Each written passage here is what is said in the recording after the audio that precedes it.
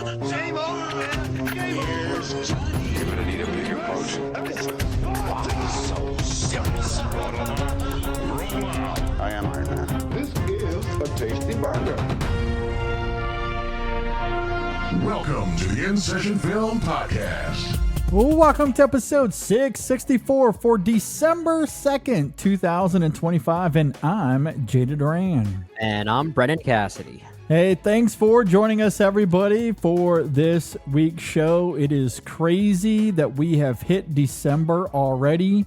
We are down to the home stretch here. I honestly forgot. And this is coming from someone that still feels like it's Thanksgiving, and yet I still weirdly had no idea that December was around the corner. Yeah, here we are. We have a month to go. It's very exciting. And at this point, we are in the middle of award season. In fact, that's about to ramp up quite significantly. Critics' Choice nominations are out Wednesday.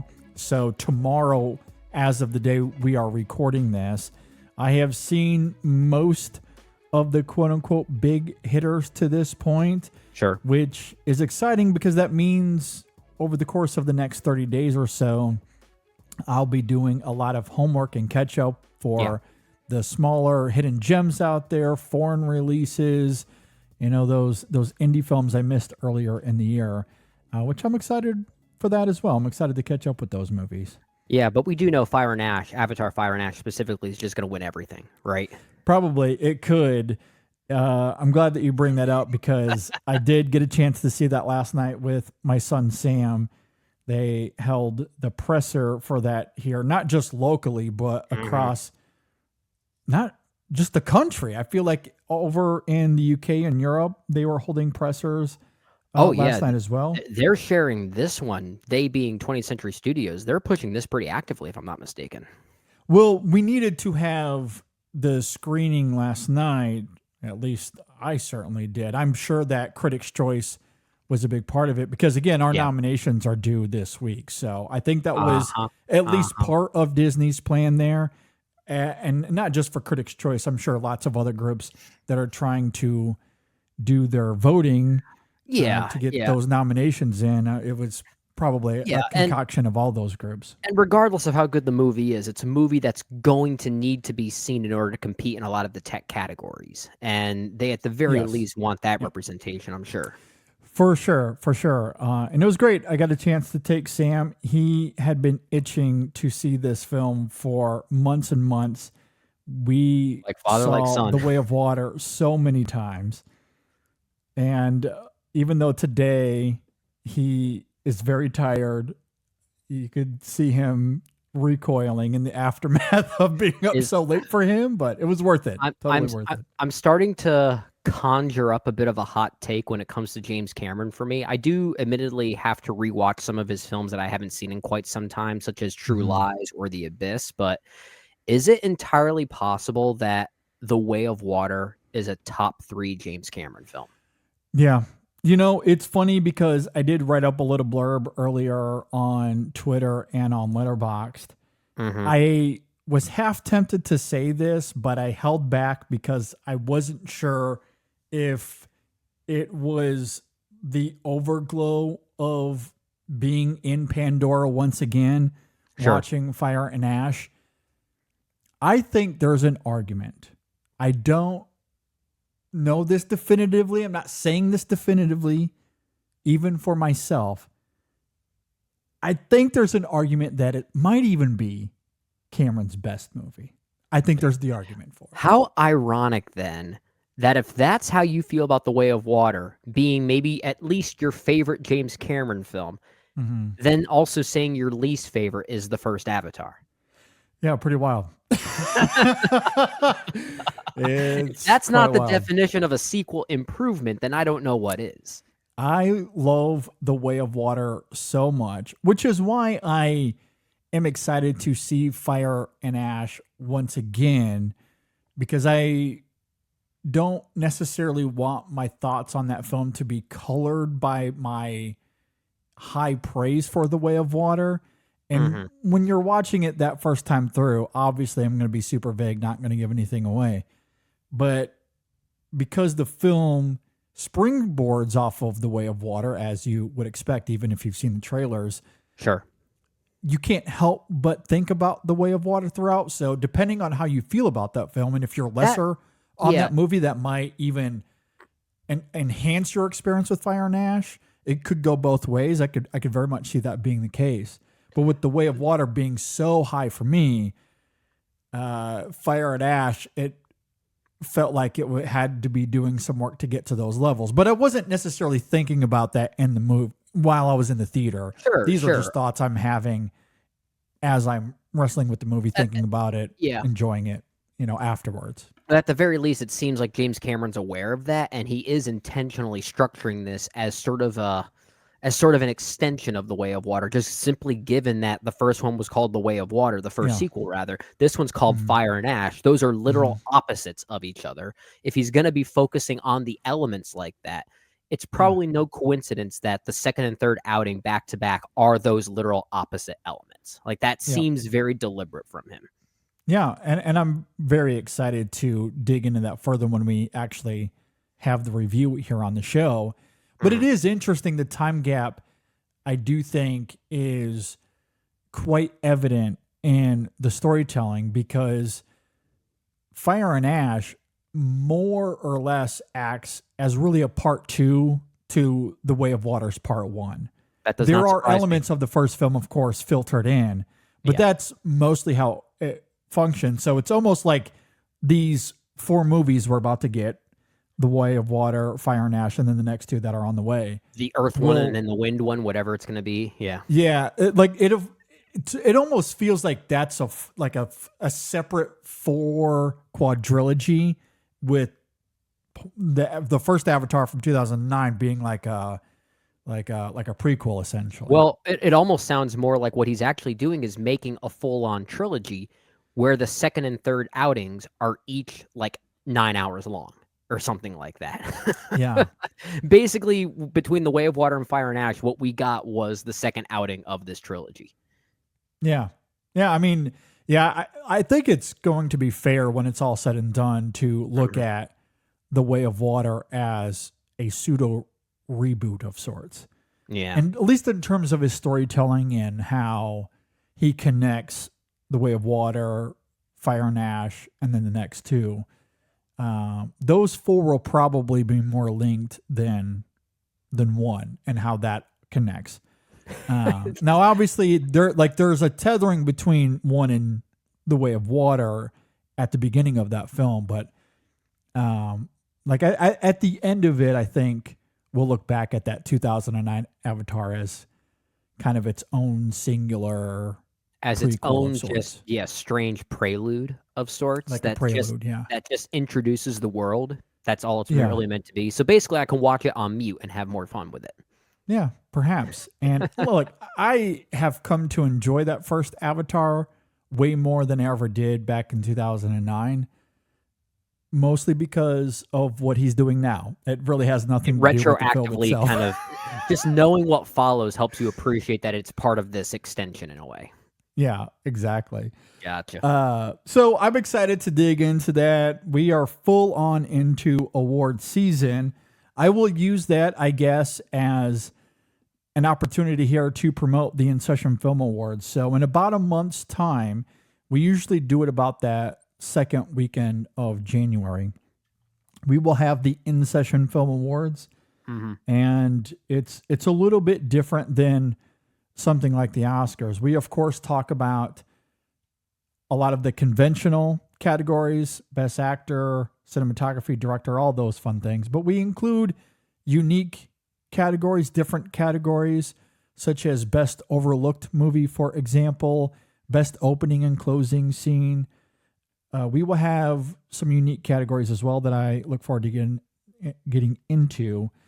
And of course, leading up to that, Shadon and Erica and all the guests that she's going to be having on Chasing the Gold, that is ramping up. Yeah. There's a new Chasing the Gold out this week talking about Best Actor and Best Actress. And then there's going to be a second Chasing the Gold episode this week, because next week is the Golden Globes nominations. So they will true. have a predictions episode later on this week leading up to that for those interested in all of the awards frenzy that is going on currently. Awards frenzy. That just makes it sound so exciting. Before we get to the rest of the show, can I take us down a little bit of a detour? Well, what else is new? You do this all the time, so I'm ready to hear it. I apologize, but I have to do this. So we talk a lot about awards. I come on here, I rant about art as sports, how we treat art as sports. Can we talk about sports for just one moment? Okay, I'll give you the floor. Just one moment, especially when we're talking about. I'm going to time you because I know many of our listeners are probably going to think you're talking Chinese or something like that. I know.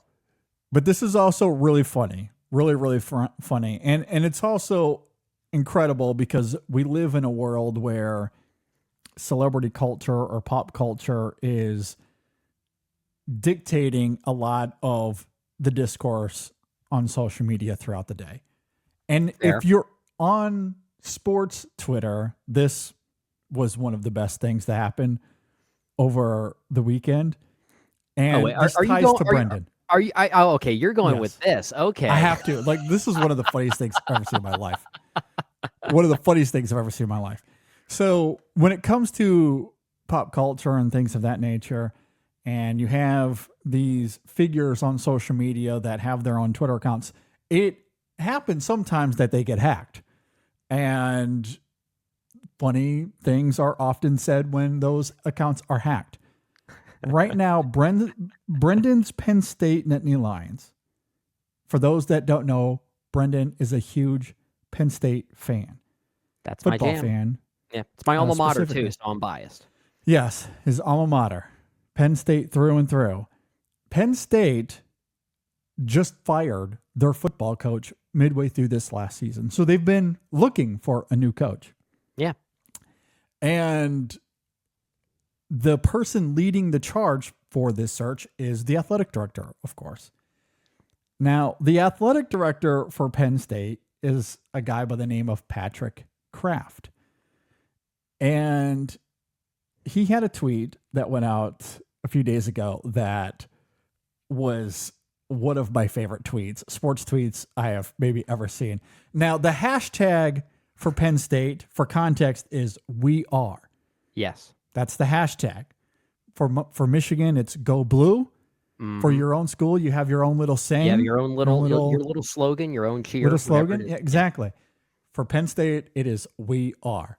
So someone, God bless this person, hacked Patrick Kraft's Twitter account and began a tweet with the hashtag "We Are," the Penn State slogan, the Penn State hashtag "We Are." Yeah.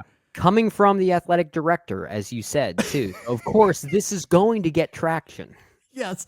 So it starts off with "We Are." Now, I'm going to read the tweet and I'm going to bring some energy to this to give the tweet its due. Oh, you're going to replicate exactly what the hacker was hoping to replicate. Yes, exactly. This is going to involve some swearing. I apologize. Most of you probably don't care, but just in case, I'm not going to bleep this. The tweet reads, "We are completely fucked. I don't know who to hire," which is just the best hacking I have seen on sports Twitter in maybe forever. What makes it funny? Well, it makes it funny for a lot of reasons, but first off, whoever this hacker is, kudos to you for going in there and just saying what is on this man's mind, or probably is, and just verbalizing it like a child would. So I appreciate the lack of bullshit. And, secondly, wouldn't we live in a better day and age if this was the type of hacking we had to worry about and not something more sinister? like that. I know exactly. Yeah, there could be worse hackings, and I'm sure there are worse hackings that take place all of the time. This is one of those moments where it was hilarious, and I literally laughed out loud. I was crying tears. I was laughing so hard. "We are." It's the great. And it's all bold, like all uppercase, a million exclamation points. "We are completely fucked." This is the greatest comedy of the year. I just want to see I just want to see some movie version of that hacker, like sitting in his mom's basement or something like that, It's orchestrating how he would go about hacking this Yeah. particular account. Like I can see it, and like I could see it stylistically in the vein of something like that movie Dumb Money with Paul Dano, and just fabricating how this actually happened. I want that movie. Yeah, I want that to be a short fly on film. that wall. I want to be a fly on that wall. It's incredible. It's a clever use of the hashtag for one. Oh yeah, Very funny, and how it's written out. And of course, for added context, Penn State has, if the rumors are to be true, have struggled to find a new head coach because they struck out on Lane Kiffin, although I don't think that was ever realistic that he would end up at Penn State, but I know they reached out. And then the big one is they've been trying to get the head coach from BYU. BYU, that's correct. They met with that head coach, but all of those huge Mormon donors, they threw a bunch of money at this guy. The CEO of Crumble Cookies got involved, was like, nope, I'm not going to let this happen. Paid that dude millions of dollars to stay at BYU. So they struck out there as well. On top of that, I don't think anyone really expected Penn State to finish still being bowl eligible after all of this. I know, it's crazy. And all of a sudden, Terry Smith is part of the conversation. And I don't think that'll happen, but there are a lot of people on the team who represent the team who are actually also pushing for that. So you've got all of these different angles coming at them. Yeah. Which makes the tweet all the more funny because when you think about the context of it and the struggles that Kraft has had, there's a lot of truth to it. Penn State, like tomorrow, again, as we are recording this, by the time you're hearing this, it's already happened. But it's National Signing Day for college football. Yeah. Which means this next year's recruits, they have to sign on the dotted line that they are going to that school. Right now, because of all of this, Penn State has 5 recruits. For those non-sports people that are somehow still with us, and I promise you we'll get to film very, very, very soon, that's bad. That's real good, bad. Especially for Penn State. And say what you will about James Franklin, he was good at this part of the job. He was great at this. In fact, the part of the reason they only have 5 is because so many of their recruits have decommitted and they're following him to another school. So they only have the 5, and out of 140 Division I schools, they're ranked 129th in the rankings. That's really bad. That's really bad for a Big Ten school like this. Yes. So Penn State is literally screwed. They are. It doesn't look good, which makes what the hacker did all the more hilarious because there's so much truth to it. Everyone was saying this given how early they fired James Franklin. I mean, a lot of the speculation was that they should have just simply waited until after this signing period. But given that, the reputation has crumbled because of it. So having only 5 when we were, I'm trying to remember where we were ranked in recruiting status last year. It was not 129. I'll tell you that. It was top 20. Yeah, I was trying to remember. He's always recruited top 20. Oh yeah. I think we may have been top 10 last year, actually. Yeah, maybe. I mean, he's always recruited well. So anyway, I just had to tell that story because it involves a team that Brendan passionately roots for, and it was, even if you're not in the sports world, it just simply was one of the funniest hackings of the year, of maybe the last few years. It was deeply hilarious. And college football Twitter went crazy with it. It was a riot. And as I said, it was even funnier. Well, it was made funnier given the fact that who they have there now with Terry Smith as the interim head coach, not doing a bad job at all, really. Yeah. Now, granted, our victory over Rutgers that made us bowl eligible, Rutgers kind of gave it to us. So that's another story for another time, I guess. But needless to say, Penn State's confused. They're confused right now. Yeah. The next few years might be... it's going to be interesting. We'll say that. Okay. With all that side, thanks for giving me the space there to have a little bit of fun. Jay Kelly is hitting Netflix this coming weekend, I believe. And I believe it is. I am very excited to dig into that film. I have seen that one as well. A lot to talk about with Jay Kelly. But that is a film that, of course, stars the great George Clooney. And what's interesting about Jay Kelly, and this is not a spoiler at all, this is the setup of the film, it is the basic premise. It is about an aging actor who is given this celebration. He is being honored at this festival for his career achievements in cinema. And so in a lot of ways, as a result of this, as you could expect, the character is doing a lot of reflection, looking back at his career, what he achieved, and of course the costs along the way in terms of family, emotion, all that sort of stuff. So it's very meta. It's very meta for Clooney and for Noah Baumbach as well, who wrote and directed that film. And we'll talk about all of those elements with the film when we get to the review. But using that as inspiration, we're going to do a bit of a retrospective on Clooney himself. We're going to Jay Kelly him, if you will, on this episode. In the back half, where we are going to be doing a George Clooney draft, and we'll talk about his career in retrospective as an actor, as a filmmaker. I think that'll be a lot of fun. So that is what we are here to do for this week's show. Before we get to that, however, for those that have been following along, I do have a Stingray update that I would like to share with everybody. I like music. Movie music is cool. For those that are new, Stingray has a channel on Samsung television. If you don't have a Samsung television, I highly encourage you to get one, even if it's just going to live in your office or a separate room. I encourage you to get one because it has its own TV built into it with all these channels. One of them is called Stingray Movie Music, and my God, have I had a lot of fun with that. I've talked about it quite a bit over the last few weeks if you want to go and check out those episodes. But I do have some updates. I want to begin here for our Stingray update this week. Now, since the beginning of this, Brendan, I have talked about how when they play a score or a song from a movie, it is layered with these clips, with this montage from the movie.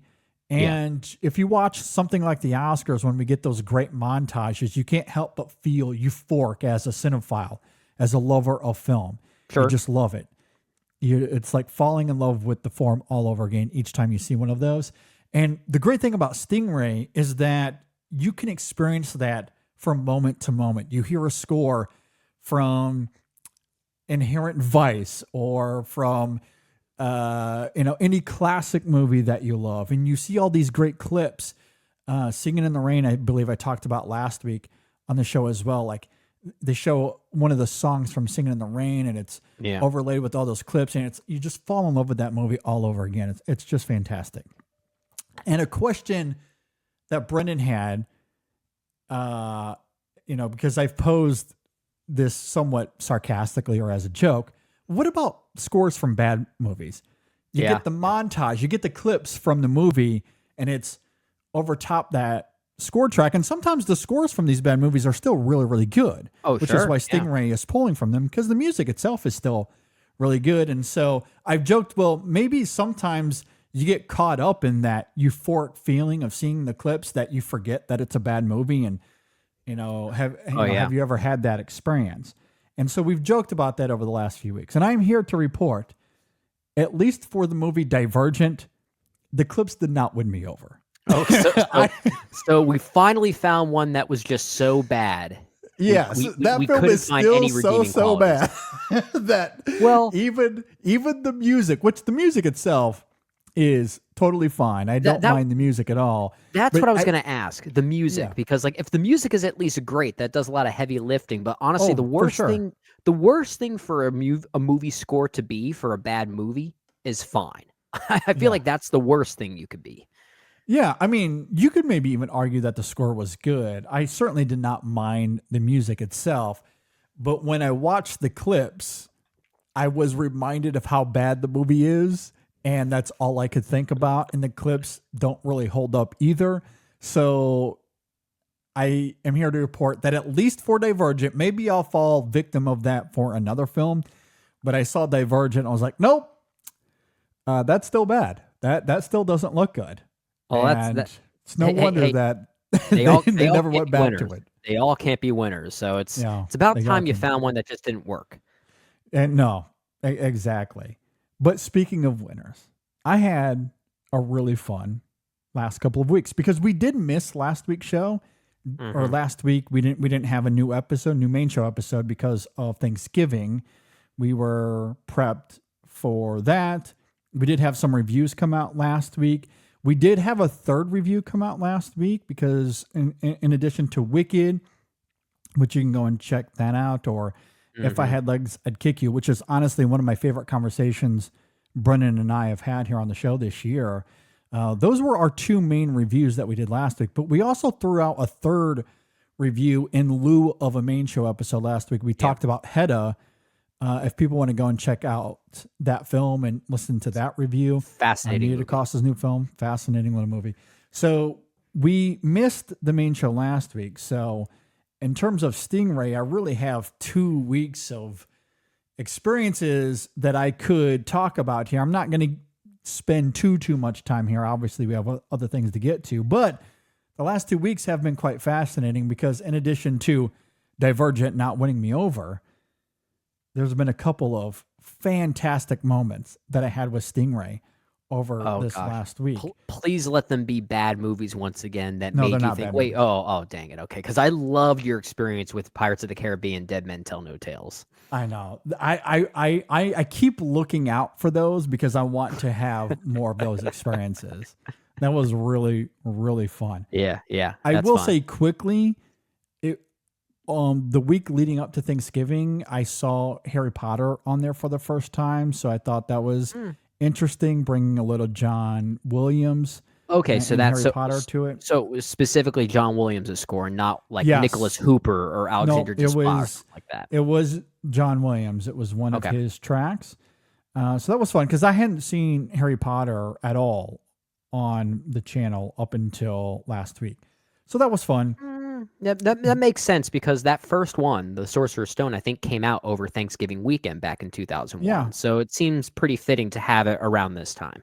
Well, appropriate that you say that because one of the tracks that I heard this last week, and maybe it's coincidence, maybe they didn't time it to the season, but maybe they did. Oh, it's the Feast or something like that. Is that what it is? Carol. I heard Carol. And this was really funny because I am doing my hockey laundry. So I have to get all my stinky hockey clothes because my wife has refused to wash them. She's like, nope, too bad. You have to do that on your own. That is perfectly fair. Yeah, I don't mind it at all. I wholly understand that. I'm sure you can deal with your own brand. Yeah, totally. Yeah, don't blame her at all. So I'm doing my laundry, but I hear it. I hear that Carol theme, and I drop what I'm doing. Thankfully, it wasn't the laundry detergent because it would have just spilled everywhere. But I just dropped what I'm doing, and I run through the kitchen and into the living room where the TV is because I had to watch it. As that one of the main themes of Carol is playing, again, overlaid with those clips from the movie, and I transcended into heaven. It was glorious. I'm trying to think. Was it that main piano motif that was playing? Yeah, it was the main piano motif. I can't remember what the name of the track is. I know, but Carter Burwell, I believe, did the score for that, if I'm not mistaken. Like, he is so good at utilizing just simple piano motifs, but adding some weird, complicated layer to it. And I think with that score, he does this weird time signature change that just you don't really catch it. Again, this is where my music nerdism kind of comes out, but I just love that, like do do do do do do do do, and just he kind of like has these weird syncopated things going on. It's a wonderful score. Yes. Oh, it's so good. It's so good. And then, Brennan, I got to tell you, one of my favorite moments. One of my favorite moments. I wish I had a Barbosa-esque story to tell you here that was more epic in scale and scope. I feel like I'm seeing a movie right now, just hearing you talk about this. Where's my popcorn? I know, but this was one of my favorite moments because I don't know why. I just did not expect it. And maybe it was the timing of it as well. And I'm going to get some pushback here from other critics and cinephiles for what I'm about to say. And I will fully accept those criticisms. But sometimes you hear a track that you love and you get distracted. I'm sorry. It happens. So it is award season, as we just mentioned. So there's a lot of movies to watch, a lot of homework that we're doing right now. So the kids are off to bed. The wife has fallen asleep as well. I am watching one of the movies. I'm watching one of the movies in my office. But Stingray was playing earlier on the other TV in the living room. Mm-hmm. And it was just left on. It happens all the time. The channel's left on when we're doing laundry, we're getting the kids to bed. And so it just stays on as background noise for a lot of the evening sometimes. So I'm watching one of my movies, my year-end movies, but I hear a track. And I could not help myself. I had to pause the movie that I was watching, and I had to run to the other room. Gosh, I hope it's something amazing, but so obscure.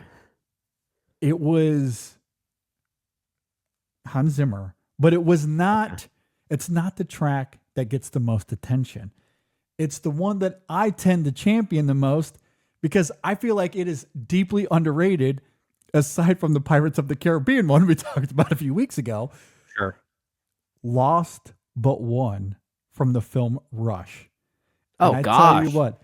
That's a heavy metal track waiting to happen. That's amazing.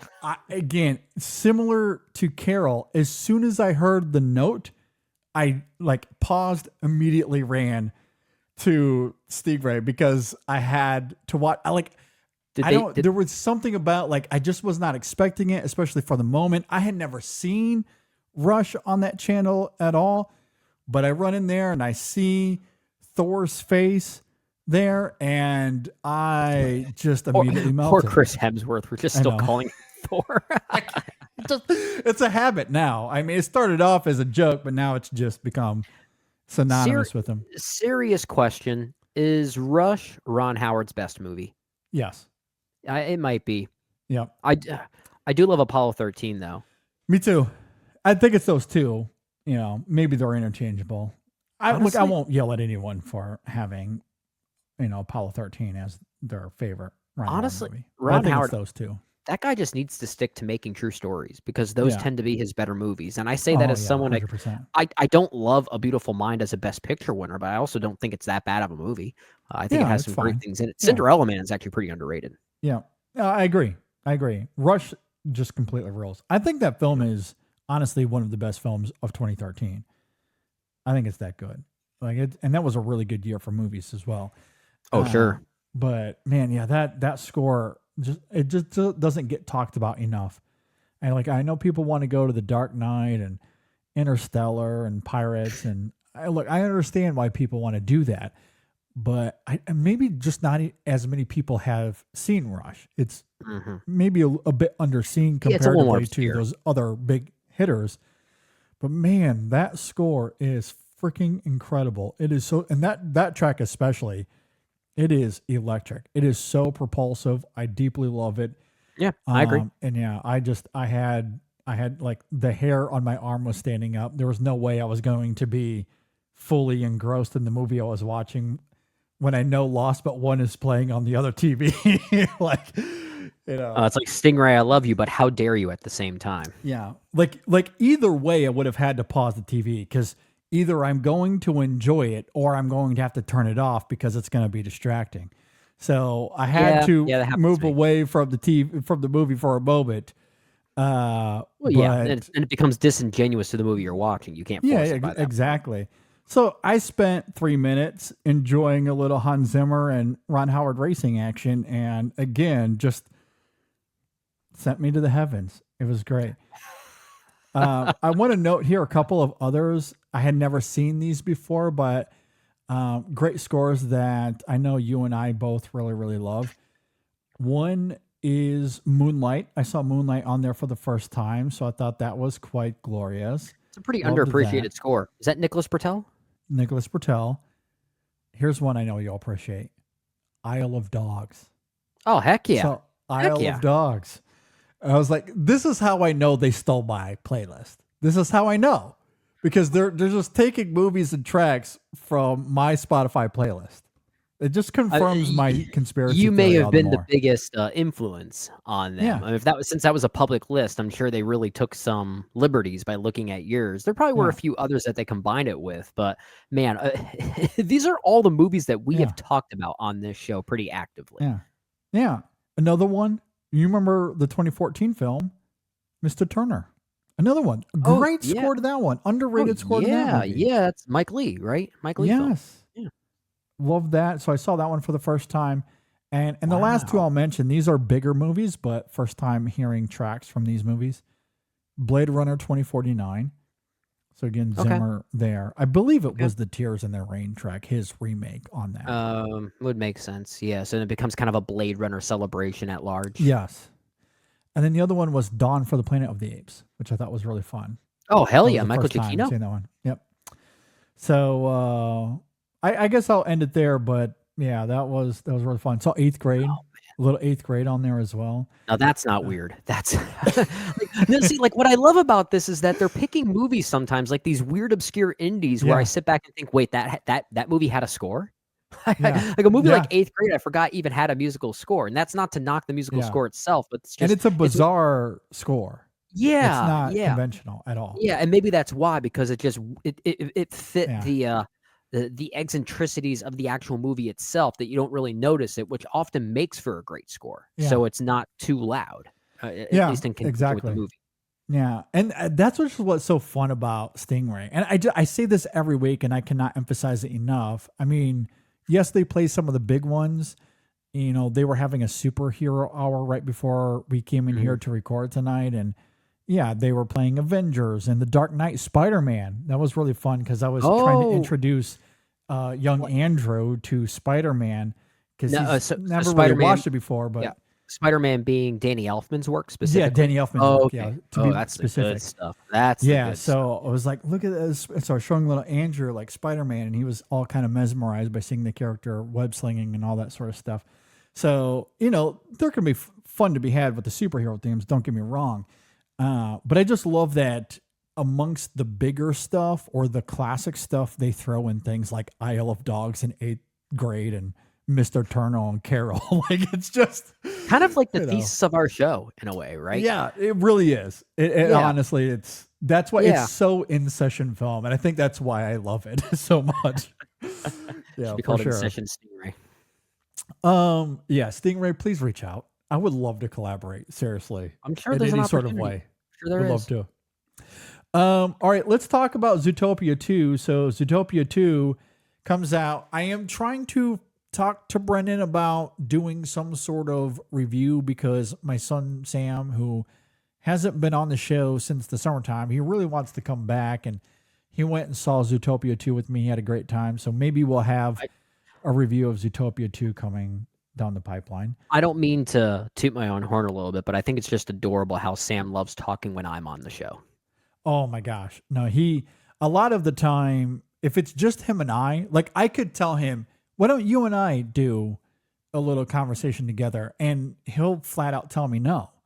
Like he wants to do the review with Brendan.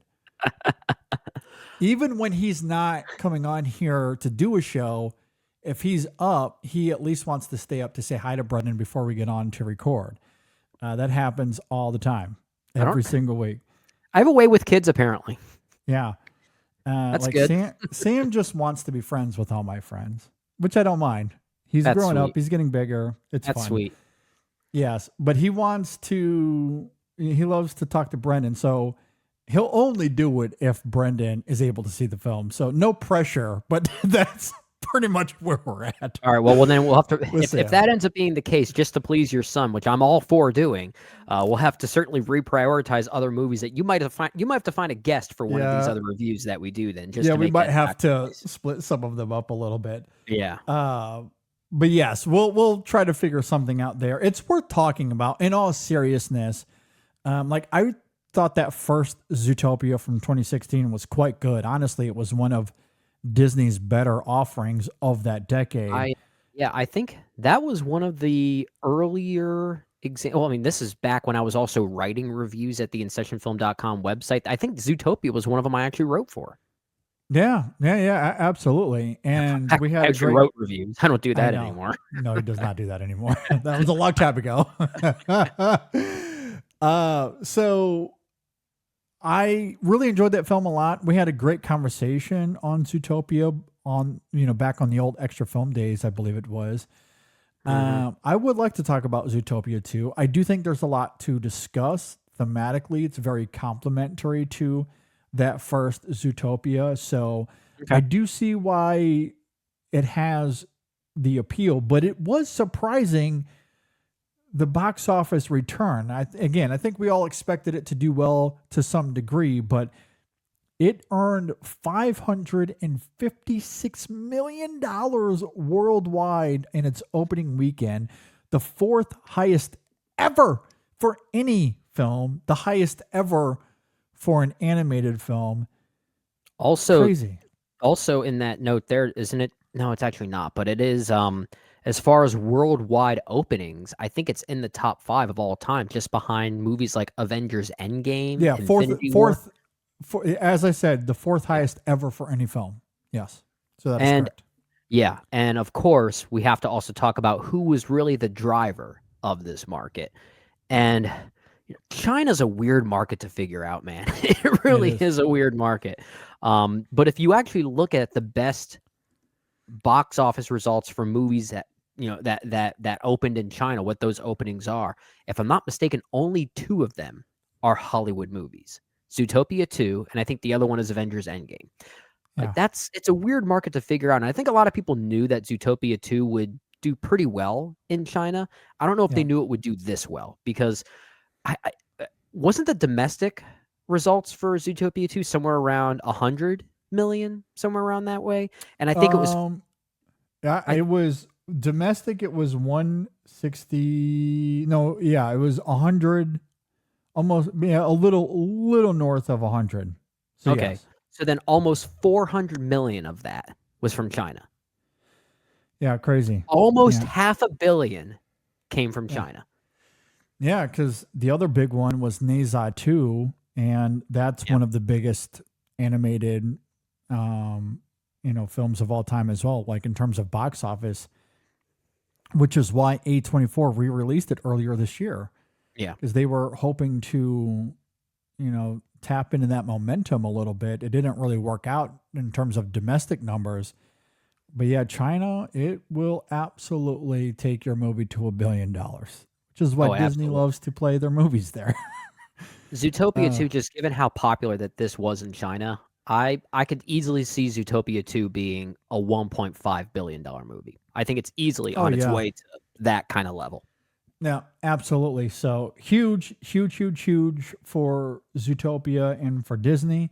Honestly, the only way, sorry to cut you off, but the only way it doesn't look that good here domestically is only if you compare it to something like Moana 2, which was a huge success last Thanksgiving weekend, if I'm not mistaken. Yeah.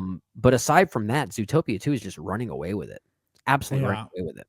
Absolutely running away with it. I mean, and still, even like the domestic numbers are still not terrible. No, they're still really good. There's more to the domestic numbers I want to comment on, but I know you have another point that you want to make about something else, and then I can jump in on something else there.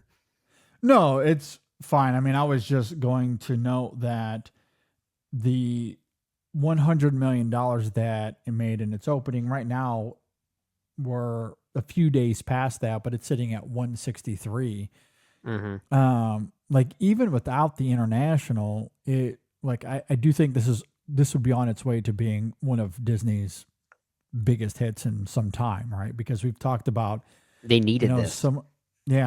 Like they really, really needed this win. Yeah, for sure. Yeah, I think what's interesting too, and this is something I really want to observe in the coming weeks, and now I'm going to a slightly different movie because all we can do is really say, yeah, Zootopia 2, big hit, doing well. Like that's the thesis of this, maybe even more so than we expected. Yeah. But domestically speaking, at least, I think, what was it, around a nearly 60% drop off for Wicked for Good? I can try to pull that up. I think it was around 50 some percent, maybe 58. That's last I checked, but I don't remember offhand. Okay. And I wonder if that's going to be telling for the longevity of that movie. Obviously not these aren't numbers to scoff at, but when you compare to the success of that first Wicked, is Wicked for Good going to lose a lot of that momentum? Is this an early indicator of what that could be? Yeah. I am trying to pull up the numbers here because I should have had them open. I did at one point and then I X'd out of them. So it was 58%, so close to 60. Yeah. Okay. So you are right. Now a lot of that could also be dependent on the fact that Zootopia 2 was competing with it. So I get that. I certainly get that. Yeah, I mean, it's made $393, Wicked for Good, $393, almost $394. So it's done well. Mhm. It's done very, very well. Yeah. What I would like to see though is kind of like a line graph of the growth of something like that first Wicked and stacked with the exponential growth of Wicked for Good and see how far apart they are and if they're actually going to meet or anything like that. Because then it might be an indicator of one movie maybe having less of a longevity than the other one. I'd be curious to see what that looks like. Well, that the first Wicked did 758 worldwide. That was the total gross. And domestic was quite a significant chunk of that. Yeah. It was 474. So a little bit of the antithesis to Zootopia 2. It was almost the domestic driving those numbers. Right. Wicked for Good, if it keeps dropping at the rate that it is, it's not going to reach those numbers. But that's the point I'm making. I have a hunch that it's not going to. Yeah. But in a post Zootopia 2 world, and I guess it'll depend on what the drop is for Zootopia 2, because like Brendan, for example, who was busy during the Thanksgiving holiday, he didn't get a chance to see it, but maybe he can get to the theater this weekend. I'm sure that is the case for a lot of parents or a lot of people that want to see that movie. Yeah. So I don't think the drop is going to be 60%. I certainly for Zootopia 2 specifically. Yeah, for Zootopia 2. I think it's going to be around 20 or 30, maybe if that. Yeah, I think it'll be half of what it was for Wicked for Good. So I agree. Yeah. If that's the case, then what does that cut into the Wicked for Good numbers even further?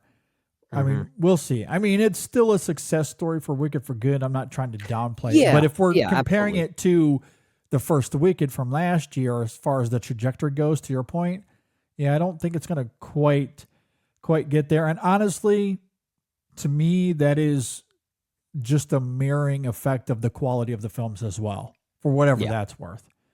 Yeah, I think that's fair. That first Wicked, I think, is far, far superior to Wicked for Good, but that's just one man's opinion.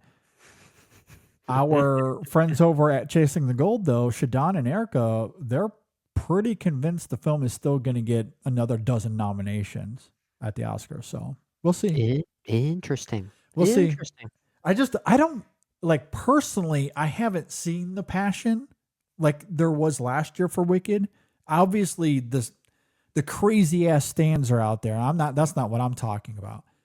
I'm just talking about from critics, from people in the industry. I feel like I haven't seen it as much this year as there was last year. There was a uniformity to that first Wicked with everyone sort of coming together to celebrate it in some way. And I'm not sensing that same uniformity as before. Yeah. So, we'll see. We'll see. But Zootopia 2, I'm excited for that film's success. I like those two movies are really, really good. And as we noted, it was a big win for Disney. And I know they've had other live action movies come out over the last few years, which many of those haven't been great either. But simply looking at Disney Animation Studios, I don't have the box office numbers pulled up in front of me yet Perhaps I can pull them up here quickly, but I wanted to note, just simply looking at their last few features, Moana 2 last year, Wish the year before, Strange World in 2022, Raya and the Last Dragon. Obviously, that comes out during the pandemic, so that one you can forgive. Mm-hmm. This has to be their biggest hit, probably by far, since Frozen 2 in 2019.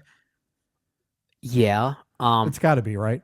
I at least I have to seems look like up it's shaping Moana up to 2, be. but I think Moana 2 is maybe the only one that might change that argument might come a little bit. close. Yeah. Yeah, but at the very least, if you are right in saying that it's between Zootopia 2 and Frozen 2, then I really hope that Disney learns a particular lesson from this and not the wrong lesson. The wrong lesson being, oh, more sequels. Then we're going to get more Moana 2s of the world.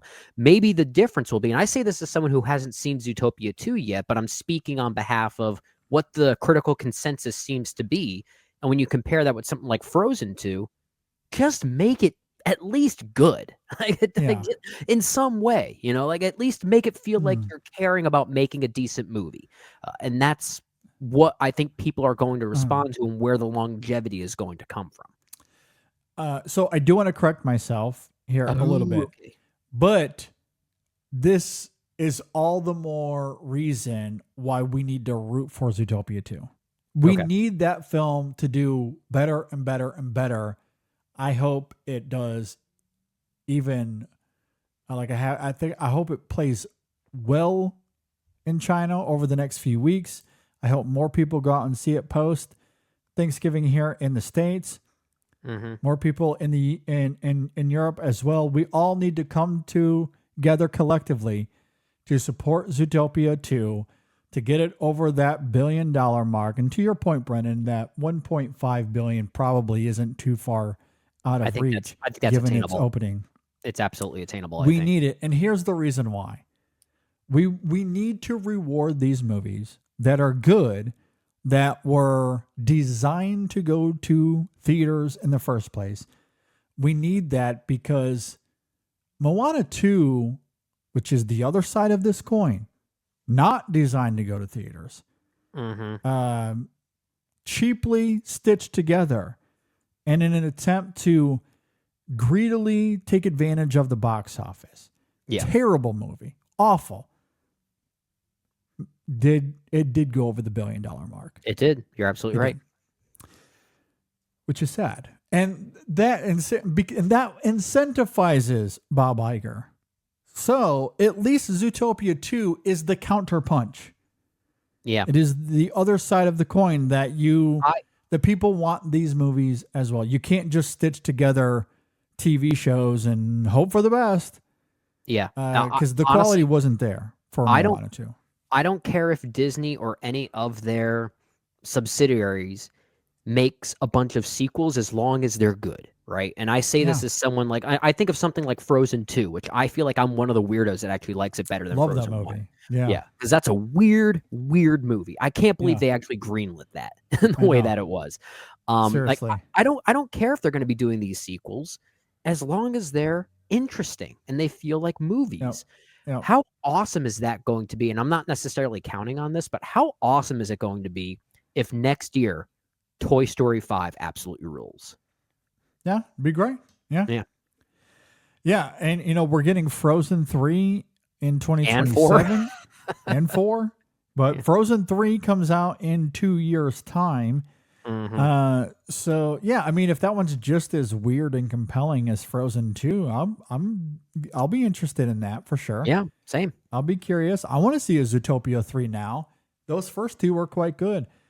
I think the Wreck-It Ralph movies are awesome. Ralph Breaks the Internet was one of my favorite surprises of 2018. I thought that film was different. great. It was really Very different. Yeah. Yes.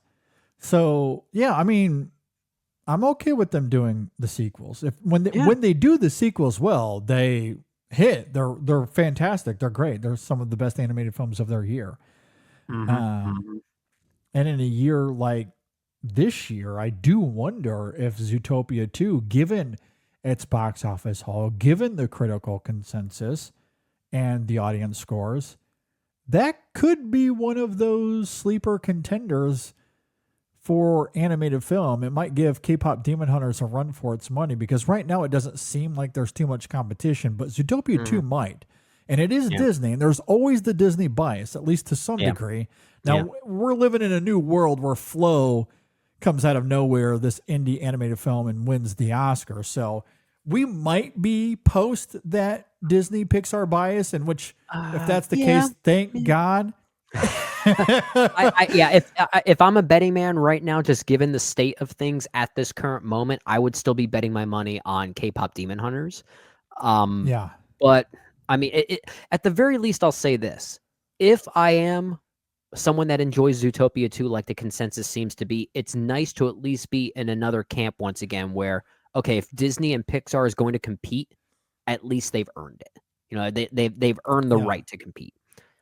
Yeah, and as far as I'm concerned, for that category, it's going to be a win-win no matter what, which was the case for me last year. I would have been excited no matter what. Now, The Wild Robot was in my top 10 of the year, so that would have been my vote, but I loved Flow. I thought it was great. That's a good movie. Was probably in my top 20. If not, it was awfully close. I think that film is really great, so it's a bit of splitting hairs.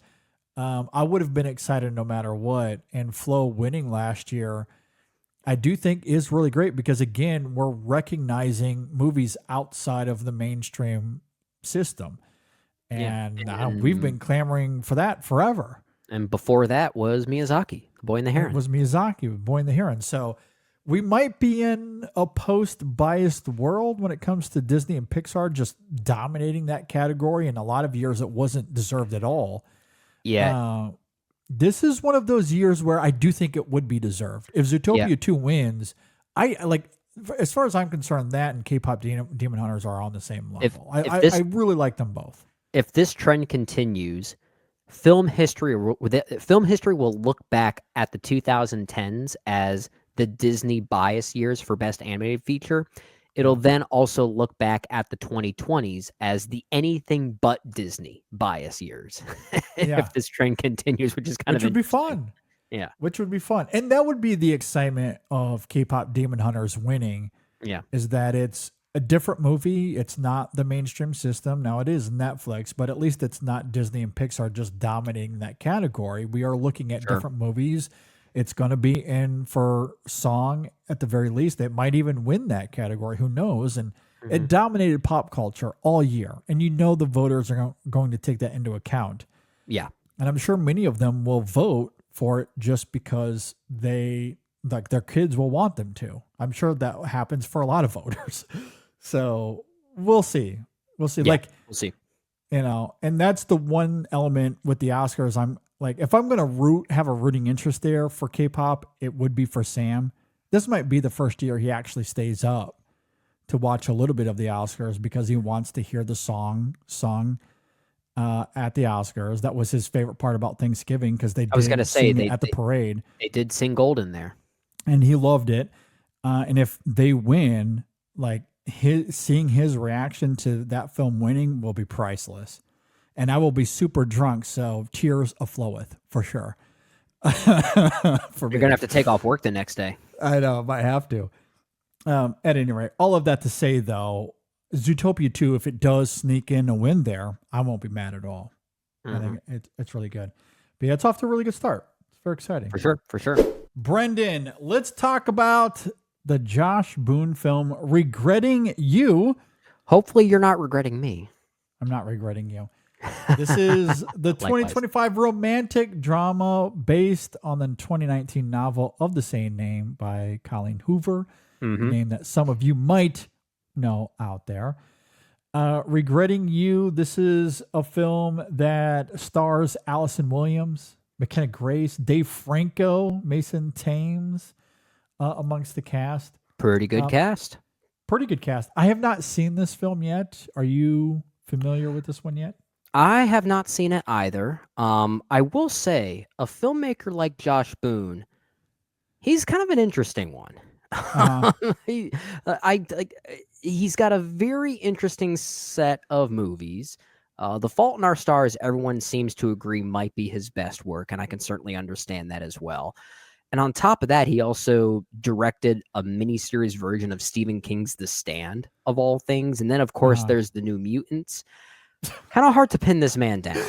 Just like The Stand aside, I just think it's incredible that his directorial efforts go from The Fault in Our Stars to The New Mutants. Like, what a jump.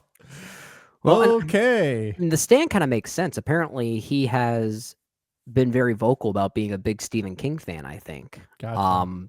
But I'm kind of curious about this movie regarding you specifically, primarily because I really like the cast here. Yeah. I mean, look, I did like The Fault in Our Stars for what it is. I think it's good.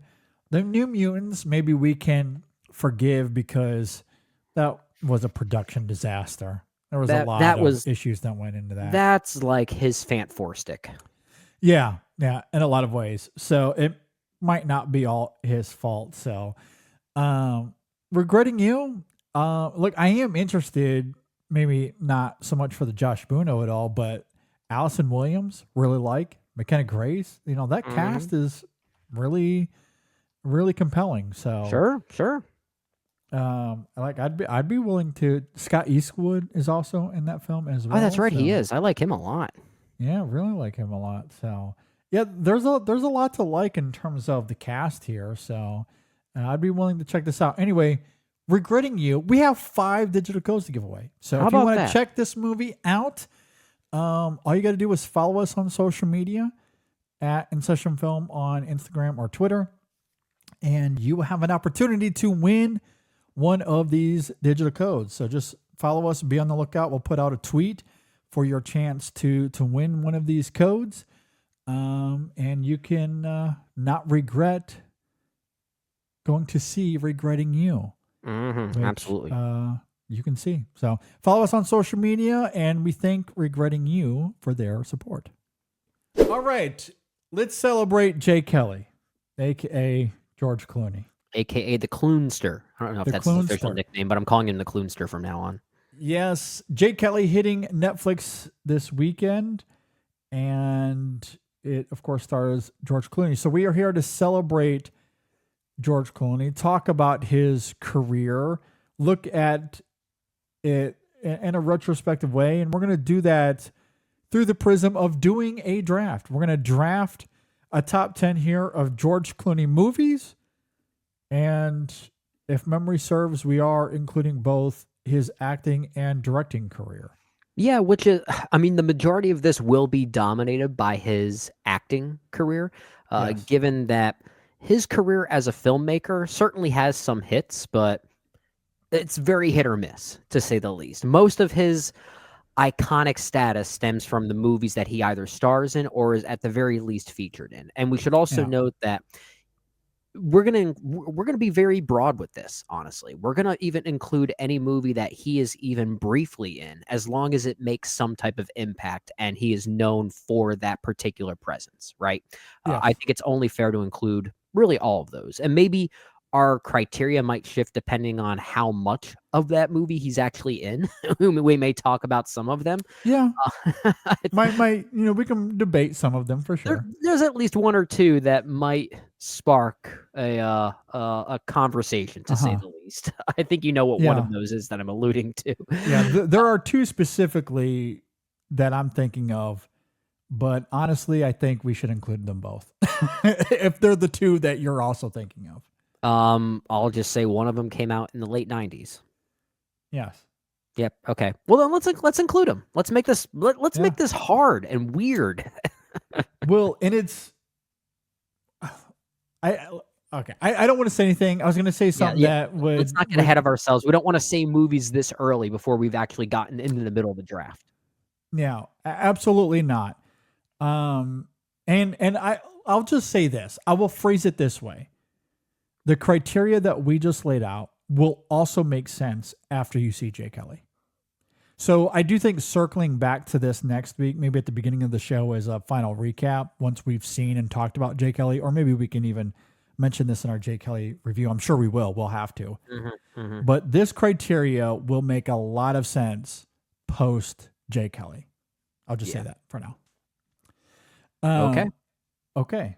So that's how we are approaching this. So as we get into our draft, well, I guess first I should have had this pulled up.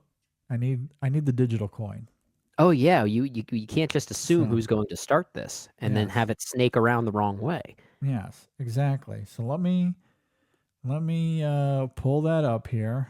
All right, it is flipping. So here we go. Are you ready? All right, am I calling it? Yeah, you call it. You call it. I'm calling heads. He's calling heads. It's flipping, and it is heads. Okay, so do you want to go first or second? I'll let you choose. I will go first. Okay. I'll go first, and so then I'll get one pick. It goes to you for 2 picks. And I do have a question with my first pick. Yep. So my first pick, I'm just going to go right out there and pick Ocean's 11. Yeah. Makes sense. Makes sense. Should we consider the Ocean's movies as all we're splitting them. We're splitting them? Splitting Okay, them. that's what I was hoping we would do. I want it. I don't want to have it all as one entry because that's just not right. And I think you and I are quintessential as to why, because we all as a society, and I mean that globally, not just domestically, we all as a species agree that Ocean's 11 is a masterpiece. It is one of the best films ever made. It is great. Where it becomes polarizing is 12 and 13. And Brendan and I, we go back and forth on 12 and 13. I really like them both, but I do have a preference. As does Brendan. Yeah, you're a 13 man. I'm a 12 man. Yes. And so I think it's fair to split them up. Yeah. I agree. Let's include them all as each individualized entry. So I'm only taking Ocean's 11 here, which is many of these movies we'll talk about are movies that are kind of built around the charm and stardom of George Clooney. And this is absolutely one of those movies. Just the magnetic presence of who he is and the sexiness, the suaveness. I think that's the adjective right there, suave, that probably best summarizes George Clooney in a way. And in a way, Ocean's 11 is kind of about that thing, that character trait. So I feel like it really has to be talked about early. Someone had to take it early. Absolutely. And I'm glad I did. Yeah. Ocean's 11, maybe the most quintessential George Clooney film. Obviously, it's an ensemble cast movie, but when you think of George Clooney, you think of Oceans. Yes, exactly. He is the titular. It is the titular role.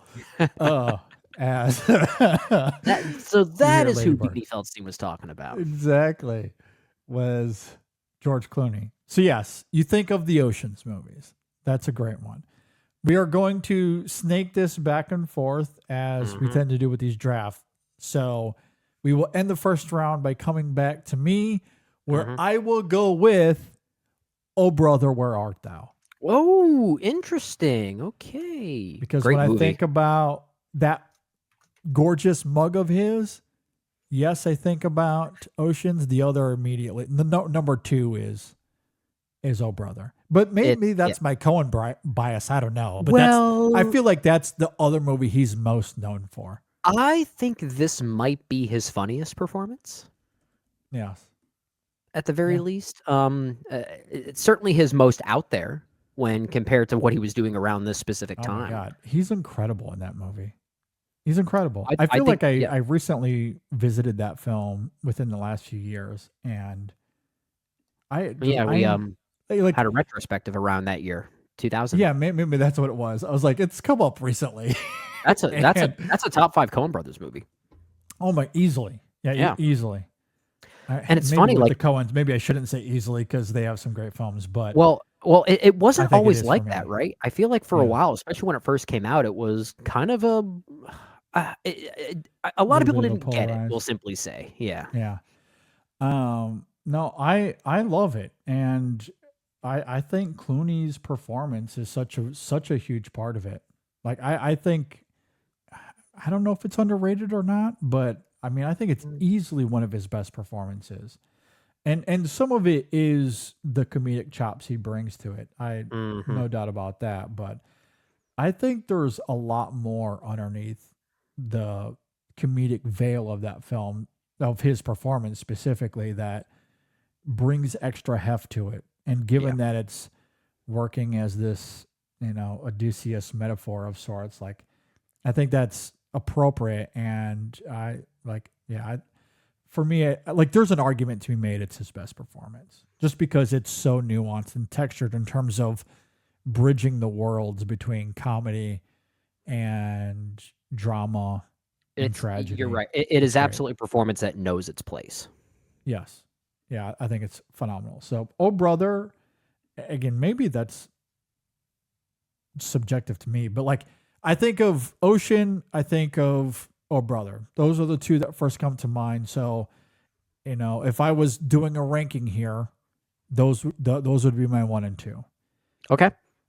So appropriately, they begin this draft. I wouldn't necessarily push back on that. Because we are snaking, I begin round 2 here, and this is where we get a bit of a twist, because I am going with Ocean's 12.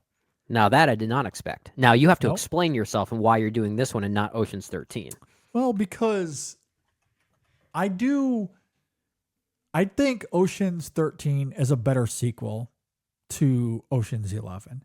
Mm-hmm. But I am willing to concede that most people would consider 12 to be the better of the sequels. I don't agree personally, but I don't think that I'm in a majority in that opinion. It has more of the cult following. Yeah, for sure. So I'm just going to concede. And when we talk about this draft in its entirety and we ask all the people listening as to who had the better draft here, this is where 12 will benefit my list. I think it'll give more weight to the vote. Because needless to say, you're going to still pull from a lot of great movies from George Clooney's career that are going to populate your list. This will gravitate towards the other side of that audience who we're like, oh, that's a cool pick. I want to vote for this guy now. So I see what you're doing. You're either doing that. I'm pandering to the vote. Absolutely pandering to the vote. Or you're just trying to spite me so I don't take it. Well, that too. No, I just, this is a game I wanted to take it because again, when I look at his films, and look, there's many other great movies I could choose from here for sure. But the Ocean's trilogy just carries so much weight with a lot of people, especially cinephiles, and that those are the people listening to this most likely and voting on our draft here. So, I am slightly pandering to that, and a lot of people just hold it in such high regard that I think it is the right choice here, even if I subjectively have a different preference. So that was my process there. I think that's very fair, dude. Okay, so now we sneak back to you for round 2. All right. I would love to maybe go with another Soderbergh film, but I think I'll hold off on that for at least the time being. For my next pick, I'm going to go with Michael Clayton. Yeah, that's a good one.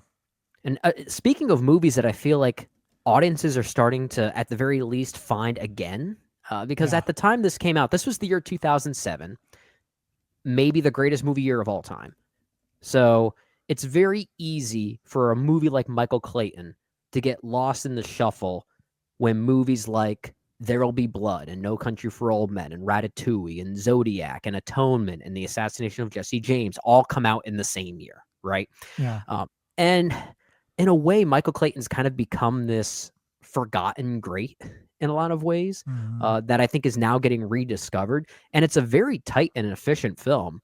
And also George Clooney's performance here, this is probably around that time when he was really trying to make this transition into, like, he still had that movie stardom to him, but it was a much more sophisticated version of that suaveness that I talked about earlier, which he had been doing for much of the 2000s. But this might be his most successful early version of that I think really cemented that this guy does actually have a lot of range. And I think it's a really really commanding performance, especially in that final scene that he has with Tilda Swinton. There's a reason that scene is always tweeted on Twitter. Oh, I know. Every time I go on Twitter, I find someone who tweets that scene, the whole "I'm Shiva, the god of death" sequence. It really is quite terrific, and I think this might be maybe my favorite example of George Clooney kind of turning a new leaf a little bit. Yeah, I think what's funny about that movie is that it is highly regarded and it is this really great movie, but it is so memeable and so gifable. Yeah, weirdly, it's I think it's the writing or something like that. It's like it's some of it is the framing and composition of certain shots, which credit to him and the filmmaking behind it and everything. But it's just really interesting how Michael Clayton is like it's just talked about and essayed in this almost high art way, unless you just look it up on Twitter and all it is memes and gifs. Which that's what it's been turned into on social media. Which is do just I very look funny to like me. I'm negotiating? Yeah, but to your point, his performance is just really good. And It's like kind of his underrated now. yeah, I mean the way he collaborates with Tony Gilroy on that movie. I mean, Gilroy's writing is obviously stupendous, but the way that Clooney is able to verbalize it, and I think what's also great about it is like the line delivery is great. I mean, it's one of his best performances, but I also think it's at times one of his most potent performances because of how restrained he is in some scenes. Until he's not, and that's Until he's not. Yeah. Yeah. And I love that duality in the performance. It's really quite great, razor sharp in a lot of ways, and quiet and then cathartic. Great stuff. Really love it a lot. And also kind of funny. Yeah, there are a few moments that are very biting in that movie. All right, I'm so gonna that's a great pick. What do you got? I'm going to use that sense of humor to transition to my next pick. I had one in mind that I wanted to go with because I know it's one we want to get to early, but I kind of want to have a little bit of variety on my list. I want to make sure I have that pretty early on. So for my next pick, I'm going to go with Fantastic Mr. Fox. God damn it. Okay. I'm sorry. That's okay. Fantastic Mr. Fox. Fantastic is movie. Also really great. Fantastic. Top 3 movie. Wes Anderson, I'd What do you say. Yeah. And what I love about this one is that, I mean, correct me if I'm wrong, is this the only time that George Clooney has worked with Wes Anderson? Or is there another time that I'm completely missing? Wasn't he in Isle of Dogs too? He may have had a he wasn't voice in in that. Island. I mean, that was Bryan Cranston, who was the main dog in that one. Yeah, for some reason I thought maybe he was a small role, but I no, because I don't see it on his filmography. I think that was it. Yeah, That's weird to. I mean, Wes Anderson is certainly known for bringing his same friends back for his movies, and he has a one-timer here that stars in a movie like this. Yeah. And he's the titular role. he's the titular role. He's very good at playing titular roles in his movies. Usually, if George Clooney's in a movie, the movie is named after his character in some way. Exactly. Yeah. He's a a movie star, a classic movie star. He absolutely is. He's Jay Kelly. Exactly. But I feel like we have to acknowledge how great he is in Fantastic Mr. Fox, because this is purely a vocal performance, and yet just his voice is enough to Cloonify this thing. It just goes to show how powerful that is. He's terrific in this and does a really great job selling Wes Anderson's typical brand of comedy, but in a very different way. And I think that's what I love so much about Fantastic Mr. Fox when compared to Wes Anderson's other films, is that all of his movies are funny, but Fantastic Mr. Fox has a very unique brand of humor for even Wes Anderson. And I think a lot of that is because of George Clooney's line delivery. It has a very particular dryness that makes it stand out for me. And Clooney is able to make this feel very much like a Wes Anderson film while also feeling kind of like a unique detour for him simultaneously. And I love that. It takes a great actor to be able to do that. I agree. Really love that a lot. That's a great pick. So it snakes back to me. And this is where I'm going back to a world that I believe we are all familiar with. This is a movie that we've talked about a lot. This is a director that we've talked a lot about already in this conversation. We're going back to the Steven Soderbergh well, Out of Sight. That was my next pick. That was the one I almost picked next. Yeah, Out of Sight. Deeply, deeply love this movie. There's an argument to be made that it's Soderbergh's best. Top 5 for me for sure. Worst case. It's my favorite. Yeah, I was gonna say I feel like we've talked about that before. Soderbergh is just one of those directors that continues to evolve for me, and I feel like my ranking of his changes daily. But Out of Sight is one of his best. I don't know where it ranks for me necessarily because it's always changing, but top 5 worst case. Well, maybe even top 3. You have a theme going right now with your list, JD. I don't know if you've noticed it, but yeah, I don't think you're going to do this next with your 4th pick unless you decide to just keep it going. All of your picks begin with the letter O. Maybe I should. Yeah. Yeah, we'll have to figure that out. There's another O film there you can pick. Oh, yeah, for sure. Don't know if you want to do that this early, though. Yeah. No, Out of Sight, though, is really great. I love how that film blends crime and romance. It has this cool aesthetic. George Clooney and Jennifer Lawrence are just electric together. Just impeccable sexy. Chemistry. Yeah, really playful, seductive film, and Clooney is at his most quintessential Clooney, just effortlessly cool, funny, just oozes aura with the camera there, and it's really great. Really great. Is love this that film the a lot. movie that really made George Clooney? Like the movie You know what I mean star by that? George Clooney? Yeah. Obviously, he has starred in movies before this, but I feel like he was still at that point when Hollywood was trying to turn him into one, and then they finally hit, like they finally had a hit success with this one. Yeah, I wasn't gonna say like I think he was already starting to get to that movie stardom place. Obviously, there was the disaster Batman and Robin a few years earlier, or the year previously, excuse me. But I think Out of Sight was probably the role that solidified him as a star that we take seriously. That wasn't the laughing stock of Batman and Robin. So I'm sure for him personally, he was grateful to have Out of Sight come out the next year, and whatever happened to his reputation, that was rebuilt immediately. There's a great interview he did with Graham Norton. I think this was around the time he was promoting Tomorrowland. And he said that he always tries to make it to like comic conventions just so he can go to apologize for Batman. Oh, yeah, I've heard that. Yeah, I've heard that bit. Yeah. Just to apologize. Sorry about all that, guys. I don't know. I think we're at a point now. I don't think Batman and Robin is that bad. I mean, I think it is that bad, but it can be viewed in an entertaining, funny kind of way. I think that's, if like it's an interesting bad. Yeah, for sure. Yeah. I think that's fine. That's a fair way to phrase it. Yeah. So anyway, Out of Sight is my next. That was your number one there. 3. So we're still snake to you. So I guess you get another pick here. Well, I could go with One Fine Day. Ocean's 13 is still out there. Oh yeah, that's the other O film, isn't there? That's the Forgot other about one. One Fine Day. I will give you some advice and say don't go with that one. Fair enough. Probably not going to go with either at this point. Yeah, that's fair. Should I do it? Should I do it? Should I do it? Should I do it? Should I do it? If you're thinking of the movie that I think you're thinking of, I'm going to say, yeah, just go ahead and do it. I'm just going to do it. Yeah, Thin Red Line. I knew you were going to do it. I knew you were going to do the Thin Red Line.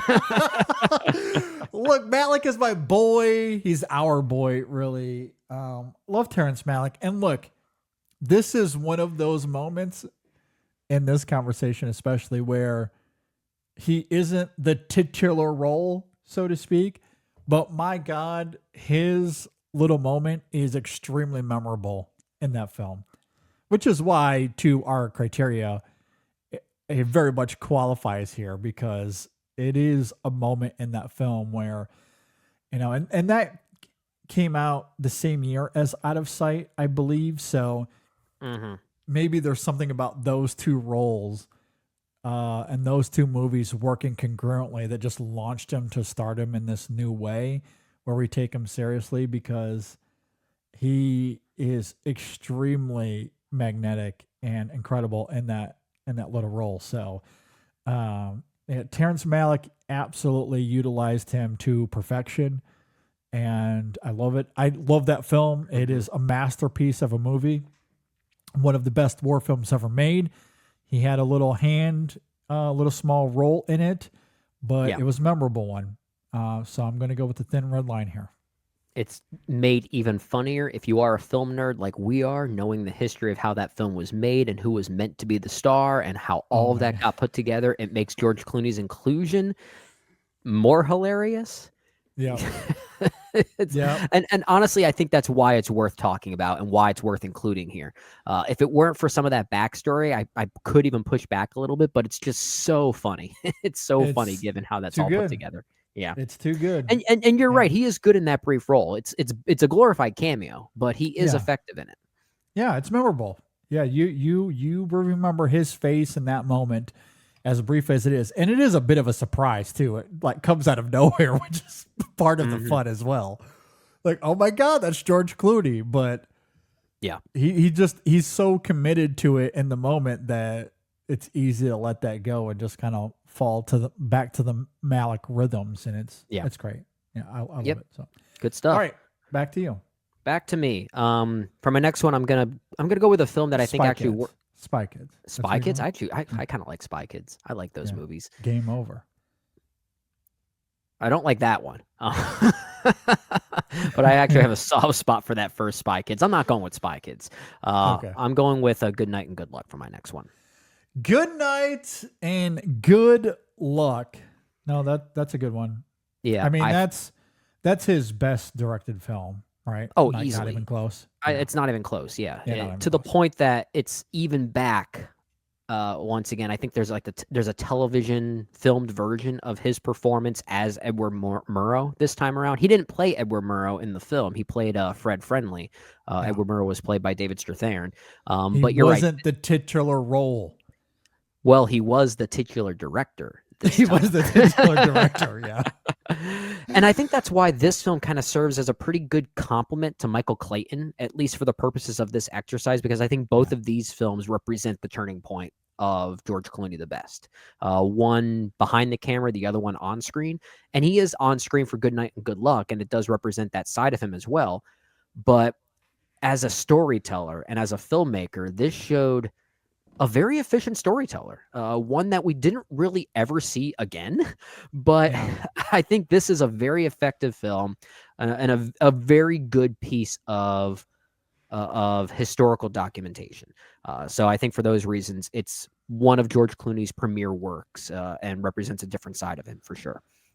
Yeah, I think that's very fair. Yeah, that's very fair. Do really love that movie a lot, and really, it's the only time in his career where that film is like, you think about it and you don't think about his performance, but you do think about George Clooney, the director. Yeah. And you think about what he brings to that film with that role specifically. Mm-hmm. The other films, maybe not as much, but yeah, there's a very good chance his other directorial efforts don't crack our respective top 10s. Maybe one of them might. No. But I don't want to get too ahead of ourselves. Well, I don't know if it's going to make my top 10. I will say there is one other film he directed that I will absolutely champion. And maybe we can get to that at the very end. Okay. But generally speaking, there is only one movie here, especially when you look at it from a majority perspective, from a consensus. Yeah. It is the movie that people, when they think of George Clooney, the director, that's the first one that comes to mind for good reason. And again, you think about him as a director first and not an actor. That's the only time that's really ever said, which is the main point I was trying to make there. I think it's a good point. But yeah, really, really good stuff. Love that movie as well. So next pick for me. To you? Yeah, to you. This is where it gets tricky. This is where it gets tricky. This is where it gets tricky because a lot of what's left are all sort of on equal playing fields that I think an argument can be made for each of them, but for different reasons. Well, can I jump in here real quick? You may. This is where I wish that you had seen Jane Kelly already as well. Okay.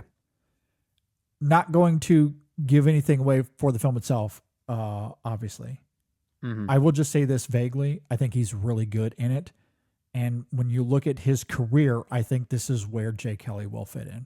So when we do this exercise again next year, we will probably talk about all those other films first. And then I think this is where Jay Kelly falls. Okay. Like it's in that conversation. And look, maybe it'll climb even higher as the years go on. So as far as premier films that define George Clooney as an artist, whether it be an actor or director, if we were to pick 10 movies, the 10th movie would probably be Jay Kelly, because we have 9 films that we've picked collectively between the two of us. Jay Kelly would make 10 if we talk about it in that way. Yeah. Well, at least and look, there's some other movies here that we haven't talked about yet. Would it make a top 10 in a collective ranking? That I don't know, but if we individualize it and we're trying to do a top 10, this is where it's in that conversation. Because to your point about is okay, this is where it gets tricky. And look, there's some other good movies here. Don't get me wrong. A lot of good movies here. Yeah, but I think Jay Kelly is very much in that. It's close to that upper tier in terms of what he brings to that movie specifically. And again, I don't know where you'll land on the movie itself. I'm not really here to talk about the movie itself as much I'm excited as I to watch about it soon. Yeah. Clooney's performance and what he brings to it and what it means from him. And again, there's a meta component to it as well that we'll talk about that I think adds complexity to his performance in that role and how it ends, which again, I'm so excited to dig into all that. But yeah, I think this is where I would have Jay Kelly generally. At least at this point, right here. Well, that makes me excited to see it for sure. Keeping to this particular list for my next pick here to round out my 5th pick overall, still pretty tricky. After that little tangent there talking about Jay Kelly, I still haven't decided which one I want to go with. I'm sort of stuck between 2. I think I'm going to go with my heart here because it was the one that was speaking to me before I chose to overthink this. So for my next one, I'm just going to go with Up in the Air. Okay. Yeah, I was kind of wondering if that was going to be your next one. It was the one that kept screaming at me to pick it next, primarily because I do think it is a very, very good film. Probably my favorite film from director Jason Reitman. And I think actually does a really great job not just depicting the occupational and economic downturn of its time, but I think it still rings very true today. There's a timelessness to it as well. And it's not even one of George Clooney's best performances necessarily, but I think he does a great job sort of downplaying things a little bit and doing something a bit more somber. At times he is very funny here. He really does deliver some lines of dialogue that are very biting and often sting very loudly, especially given the subject matter of it. The way he plays off of Anna Kendrick, I think, is really terrific. But I think he's also very good at underselling this performance. There's actually a subtlety to this performance that we don't often associate that word with George Clooney all the time. And I think he's actually very good at capturing that, almost that sense of loneliness here, which we don't often associate with him. So it's a different range for him, a more subtle performance. But I think this movie itself is... I don't know if I want to call it underrated, but we don't talk about it all that much. I actually think it's one of the best films of 2009. I think it is quite good. Yeah. Did you have this in your top 10 when we did that retrospective? I know it was a long time ago now, but it certainly would have. It certainly would have changed. I'd have to do a reshuffling of that list, but at the time, it definitely was. I think I had it in my top 5 actually. Oh wow, is that high? Okay. I actually think if I remember correctly, 2009. What all came out that year? Yeah. That was the first year that I recall there being 10 nominees for Best Picture. And I think I remember thinking my 2 favorite nominees for Best Picture that year both had the word up in the title. Nice. Okay. Yeah, I mean, I think I do remember you saying that now that you say that out loud. Yeah, well, that was also the year of The Hurt Locker and Avatar. Yeah. Which, again, everyone's favorite Avatar, as we discussed earlier. Now you have me going down a little bit of a rabbit hole here. The nominees for Best Picture this was the 2010 ceremony. So Yes. yeah, this was the year of The Hurt Locker, Avatar, An Education, District 9, Inglourious Bastards, Precious, Serious Man, Up, and Up in the Air. Yeah, my two favorite nominees are Up and Up in the Air. Gotcha. Okay. I was able to pull up my original list from that 2009 retrospective. I had this at number 12 originally. Okay. I don't think it's there anymore. It probably is more in that 16, 17 range now. Gotcha. Because we have updated these lists as, we all do from time to time. Mm-hmm. But I do know I went back and revisited these lists when we were doing that best of the decade, best of the century so far that we did with Adam Kempenaar. Yeah. Back earlier this year, I think it was. That's true. Yeah. Yeah. So I don't have the updated list in front of me, but I think it's in that 16, 17 area. Still really good movie. Yeah, I still think it's one of the best films of that year for sure. And you're right. Clooney is fantastic in it. Yeah. Just one of those movies we don't really talk about as much anymore, but solid, good movie. It's a smaller Clooney excursion. Yeah, for sure. Okay. So when I brought up Jay Kelly, I was kind of noting that we had essentially capped off what could be considered the tier 1 of Clooney, especially when you're looking at it from a consensus perspective. We all know that Ocean's 11 is great, that Oh Brother, Where Art Thou, The Thin Red Line, Michael Clayton, Fantastic Mr. Fox, Good Night, Good Luck. Those are all his best movies. We can all agree, maybe the order, the ranking changes from person to person, but those tend to be the movies most associated with him. I think I know where you're going with this. However, I think there should be another one. I know where you're going with this. I'm just writing it in here now. I know where you're going with this. I was nice. I was nice. I left it for you.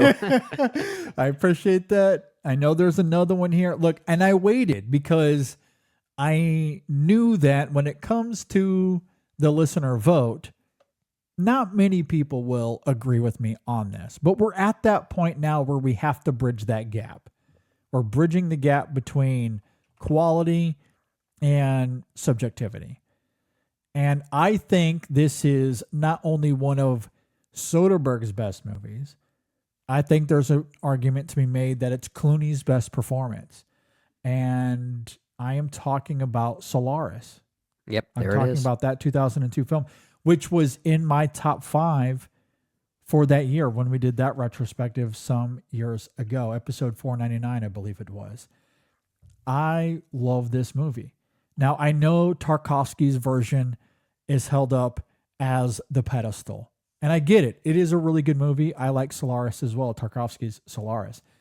But I think, and again, I say this at the risk of losing everybody that is listening to this, but I think Soderbergh rivals Tarkovsky's version. I really do believe that. They are both so good. They're both really, really great. Yeah. I think it is one of Soderbergh's most inspired emotionally. I think the craft of that film is incredible.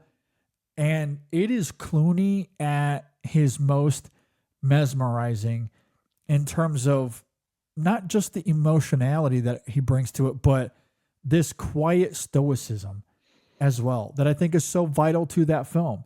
And it is a movie, as great as I love Soderbergh and what he brings to that film in terms of its craft, I really do think it's a movie that hinges on Clooney's performance because it is almost entirely him. Now, there are, of course, supporting characters, and they're all important, but Clooney is 90% of it. And if you don't buy the performance, if you don't buy the conflict and the volatility of the character, the film just doesn't work. It is so much about his grief and isolation. And I think it's as good as anything he's done.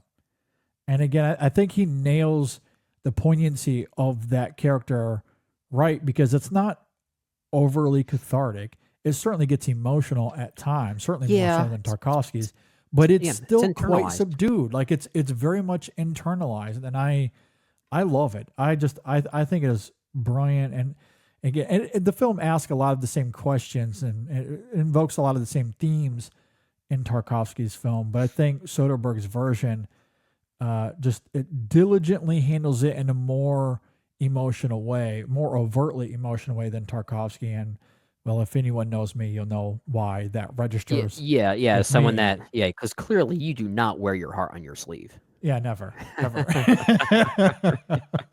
Yeah, so I don't know why this film worked for me at all. Total surprise. Yeah. JD's full of crap right now. No, but I at the end of the day, and we are kind of looking at this in a retrospective kind of way in relation to Jay Kelly. I think you could make the argument this is Clooney's best performance, and I think that's fair. Make that argument. I think that's fair. It's certainly one of his more challenging performances, and I think it's a movie that has aged very well, especially when you look at Steven Soderbergh's career and the types of movies he was making then versus now, because he's known as such an experimenter nowadays, and he sort of was back then too. But Solaris actually has a lot in common with the way he experiments with form in today's day and age. And I think in a way it actually makes a movie like Solaris seem like it makes more sense within his filmography. And I think that weirdly makes the film better. Yeah, I agree. I really, really love it a lot. So Solaris is my next pick there. It's a great pick. So we snake back to me or continue with me here. Yeah.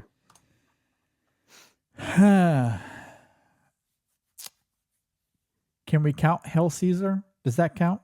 Yes, I was going to take it next. Okay. Hail Caesar. I should have said no and then take it anyway. Just cheated me out of it. Yeah. Oh, goddamn, Brendan. No. Yeah, Damn you. No, he's kind of unconscious for some of the movie, but he's definitely in it. No, for sure. And it's really great. And this is one of those unsung Coen brother movies. I think it's great. Earlier you talked about how Oh Brother went on a little bit of this trajectory in terms of the discourse around the Coen brothers. And I don't know, I mean, that conversation I feel like is always evolving, but doesn't Hail Caesar also feel like one of those that's often lost in that conversation? Or am I crazy? Well, I think it is coming back a little bit.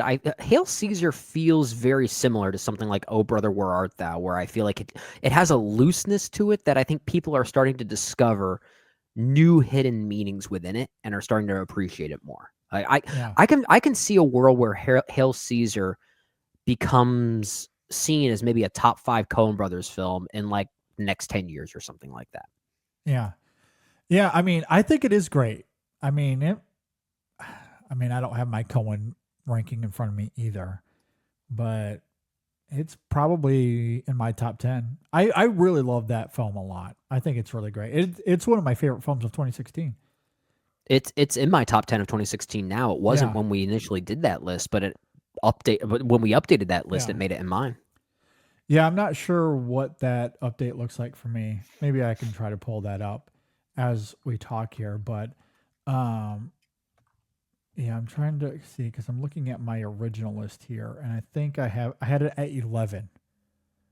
So the updated list probably in the top 10.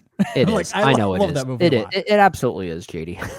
Yeah, it's such a good movie. It's really, really good.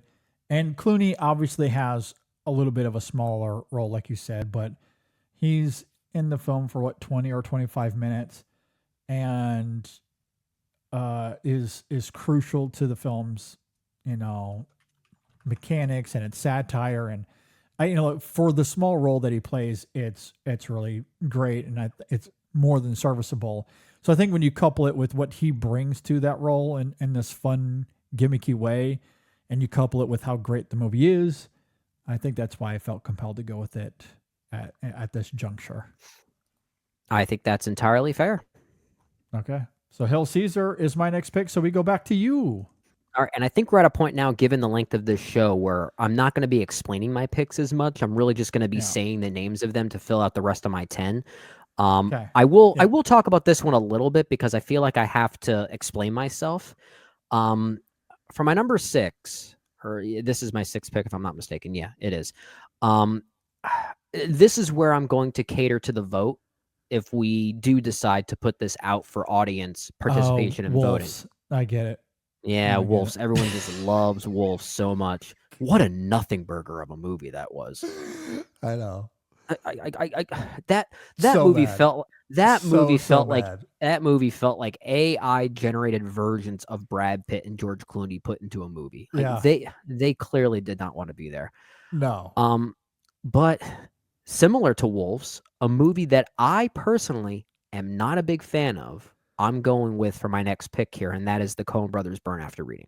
Burnout. I was wondering about that. As soon as you said you weren't a big fan of it, I don't like this movie. You've talked about that before, yeah. I think this might be the Coen Brothers' worst movie. I actually think it might be. I think I might take the Lady Killers over this one. Wow. This is... and yet you picked it. Well, I picked it because I know a lot of people like it. I know a lot of people really like it. I know. This movie gives me major Suburbicon vibes. Like it feels more. To me it feels not way that bad. It feels way more like a filmmaker trying to replicate the Coen Brothers. The irony is that it just happens to be the Coen Brothers. It doesn't work for me. I think George Clooney's good in it. I think he's fun. I just don't like the movie itself. I just don't think it works. But I know it has its fans. This is purely a pick to cater to the votes. And that's why. I mean, I do agree with you. It is lesser Coen and it is uneven. Some of the performances don't work very well, but I do really like the George Clooney of it all. I like Brad Pitt a lot in it as well. I don't like we might Brad Pitt. disagree, but I think Brad Pitt is so goofy and weird and fun to me. I think George Clooney is the best part of it. George Clooney. That's fair. Yeah. George Clooney's quite good in it, and Frances McDormand's pretty good in it too. I actually like the two of them together on screen. That's the best part of the movie for me. Yeah, that's fair. Clooney is one of the best parts of that movie. I do agree with you there. I do love the chair gag. I'll at least say that. Yeah. And a lot of people do really like it. So I think that's a fair pick as far as the like the fan vote is concerned. Yeah, and that's why I'm going with it. Yeah. So that gets Burn After Reading out of the way. I'll go with my next pick here as we snake back around once again. There are a few films here that I think are better than the one I'm going to pick, but I kind of want to pick something once again that feels very Clooney-centric in its own way, and to add a little bit of variety here by picking something that kind of has a cult following. So for my next pick, I'm going to go with From Dusk Till Dawn. Okay. Yeah. That's a good one too. Yeah. Kind of part of the current zeitgeist in a way, because a lot of people are talking about it once again in comparison to something like Ryan Coogler's Sinners. So definitely does seem top of mind style-wise at the very least. But this is a fun movie, a very fun movie. It is good, I think. Yeah. And I think Clooney has a lot of great chemistry and banter with the man himself, Quentin Tarantino. I think they're really good in the movie. So yeah, I think this is a fun movie, and I have a lot of fun with it at the very least. Good. Yeah, no, that's a good one. I like that a lot as well. For the sake of time, I will try to keep this brief. I have not seen this film probably since it came out in 2011, I want to say, but I really liked it at the time. So I don't know how much it holds up, but I will go with The Descendants for my next pick. Okay. I was leaning towards maybe doing that one next, but I was feeling a little vampire-y. Hey, look, I think that's perfectly fair. I mean, that was a good pick. This feels about right for The Descendants. And I am looking at my original 2011 list, and I had this at number 12. So you at the clearly time, saw something in it. Yeah, I really liked this film a lot in 2011 when it came out here in the States. I don't know if it would hold up. I have not seen it since 2011, but at the time, I really liked it a lot. Loved its pathos, and of course, Clooney is a big part of that alongside Shailene Woodley. Yeah. And it's crazy. I'm looking at some of the photos from that film. It's crazy how young she is. like she just looks so young in that movie. It's crazy how beautiful this movie actually is. Yeah, it visually. is. And it is really beautiful. And Clooney's obviously a big part of it. And I think he's really, really great there. So The Sure. Descendants is my next pick. It's a good pick. Okay, so The Descendants. Now, where do we go from here? ER. You're gonna go with ER. Should go with The Flash. I know we all love The Flash. I would actually veto that. I would not allow you to do that. Just one. not all that. The movie is so bad it's disqualified from this list. Yeah, for real. What haven't we talked about? I mean, there's a few interesting-ish movies left here. Let's go with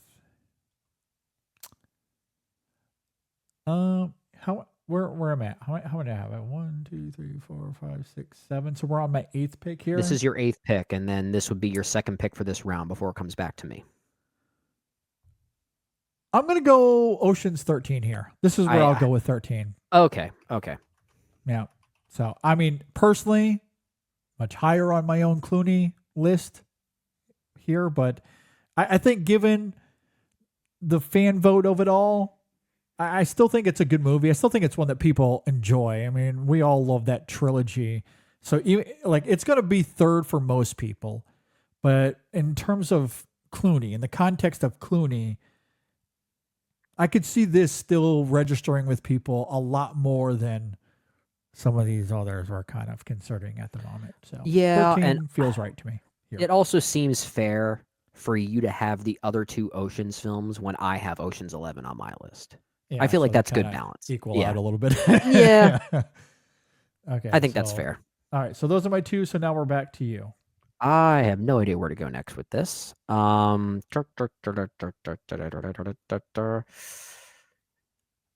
a film I do want to potentially go with. It just like the Clooney of it all feels too minimal. But I know the movie is one that was certainly big at the time. I don't know how people feel about it now. You know what, I'm going to go with it. You have a movie like The Thin Red Line on your list. I'm going to go with this one, but I actually think George Clooney's presence in The Thin Red Line makes more sense in the movie I'm going to go with here. I'm going to go with Gravity. Alfonso Cuarón's Gravity. Yeah. I mean, to be perfectly honest with you, that was the other one I was thinking of at the beginning of this. More so than Hail Caesar. Hail Caesar is more of a true supporting role comparatively to those 2. And even when he's not on screen in a movie like Hail Caesar, I mean, so much of the conflict revolves around his character. Yes. Yeah. He's pivotal to the plot. Yeah. But I mean, like The Thin Red Line, I mean, Gravity probably would have been one of my last 2 if you didn't go with it here. Okay. I mean, for the same reasons, honestly. I mean, it's a small role, almost a glorified cameo, but also important. I mean, he does play a big role. It is, yeah, and he's good in it. It's just one of those things where I feel like either maybe he's not good enough or Sandra Bullock is just too good in it. Because when it becomes her movie, she really takes over the movie in a way that's kind of necessary. Yeah. For I would it. argue it's more the latter than the former. But okay. Like I just think Bullock is great. Like that's one of her best performances, I would argue. Yeah.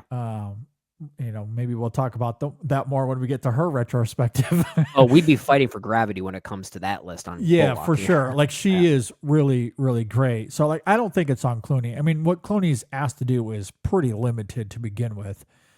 But I think given those limitations, I think he's more than serviceable, which is why like this round feels about right, I think, for this draft retrospective. Yeah, given the fact that it's a Clooney centric one. Yeah. All right. So you got one more. I got one more, and I'm gonna go with another film that I remember not loving, but it is one that seems to be getting a bit of a reappraisal nowadays, and maybe it is due for another watch. And this is from the year 2003. I'm going to go with yet another Coen Brothers film, and I'm going to go with Intolerable Cruelty. Okay. Little Intolerable Cruelty. Yeah, Okay. and again, it's a movie I remember seeing quite some years ago. I mean, I think the last time I watched it was when we did our 2003 retrospective, which was 4 years ago, somewhere around that time. Yeah. And a lot can happen in 4 years. And at the time, I remember thinking, okay, this is better than I remembered it being, but this is definitely still lower tier Coen Brothers. But I know it's starting to garner its own cult fan base, and maybe picking it here will help cater to that demographic. So purely a strategy pick at this late in the game. Hopefully it works out for me. All right. Totally fair. Definitely lower Coen for me, for sure. I'm not the biggest fan. I think it's okay. I don't think it's terrible necessarily. It's just very okay. Yeah. Probably due for a rewatch. I don't know if I've seen that film in quite a while. But okay. So back to me for my last two here. And this is where I'm struggling here a little bit, because there's a couple of maybe more notable movies that are higher praise, but then there's a couple on here that are just subjective picks of mine. Yeah, that's trying to weigh out what to do here. Keep telling, go with ER. Break the mold. Just pick a TV show. Go with ER. Yeah. Yeah, I should go with ER. Let's see here. What do I want to do? This is where This is where JD goes with wolves. This is my moment. This is the wolf moment. This is where JD becomes one with the wolf pack. Exactly. God, I still can't believe how bad that movie is. That might be his worst movie, honestly. It's between that and The Flash. Yeah. No, I agree. Yeah. I mean, some of the work he's done lately leaves a little to be desired. Maybe that's why Jay Kelly is so refreshing. I don't know. Oh, gosh. If it's one of these movies that actually addresses how bad his career has been for the past few years, then I'm probably going to love it. Yeah. Okay. No. Man, I'm really struggling here. You got 2 picks, so you got to make this. You got to make this count. I only have 1 left. Let's go with. Man, this is such a struggle. So there's 2 that I'm trying to decide between here. Well, you get both of them. All right, I'm going to go with this movie. It's maybe a little polarizing. I'm going to go with Three Kings for my next one here. It was probably the right one. We all hate the director. He is the worst. Sometimes terrible human beings do make good movies, though, and I think this is one of those examples. Because I do think Three Kings is quite good, and I think George Clooney is very, very good in it. So kind of separating the art from the artist here, that old cliche. I think there's a lot to like about Three Kings. I do really like it a lot, and it is highly regarded as one of those great movies from 1999, and that's the retrospective we just did. And you know, when doing research for that, I mean, you look up any top 10 list from that time, especially, and this is everywhere. And it still is like, you know, you sift through Letterboxd, like people do hold this in high regard even now. So again, you have to do some work to get past the David O. Russell of it all. But I think as a satire, it is biting, it is effective, and I think Clooney's really great. So it'd almost be disingenuous in a sense to not have it on here. I know we might try to avoid it because of the David O. Russell. I struggle with that. And that's not because of the David O. Russell of it all as a person. And I don't mean to say this as someone that may have, you know, retroactively started to reconsider his work because of how bad of a person that he is, but he has just never really been one of my guys as an artist. There's only a few of his movies I do like. This is one of them. I do think it's good. I like this. I like Silver Linings Playbook. Same. I think Joy with Jennifer Lawrence is actually kind of underrated. I kind of like that one. Yeah. That might be it. that I Yeah. actually kind of like from him. Yeah. But this is one of them. And a lot of it is because of George Clooney. So you're right. I think it would be disingenuous to just completely ignore it for those reasons. Yeah, I mean, I agree with you. I think you kind of hit the tone for me in the sense that, again, separating the man from all of this, he's one of the worst and doesn't need to be working again, even though he's doing the Madden film, which that makes no sense to me. Like, of all the people to do a Madden film, I feel like he would be last on the list to be appropriate for that material. Yeah. I don't understand it. Watch it be good.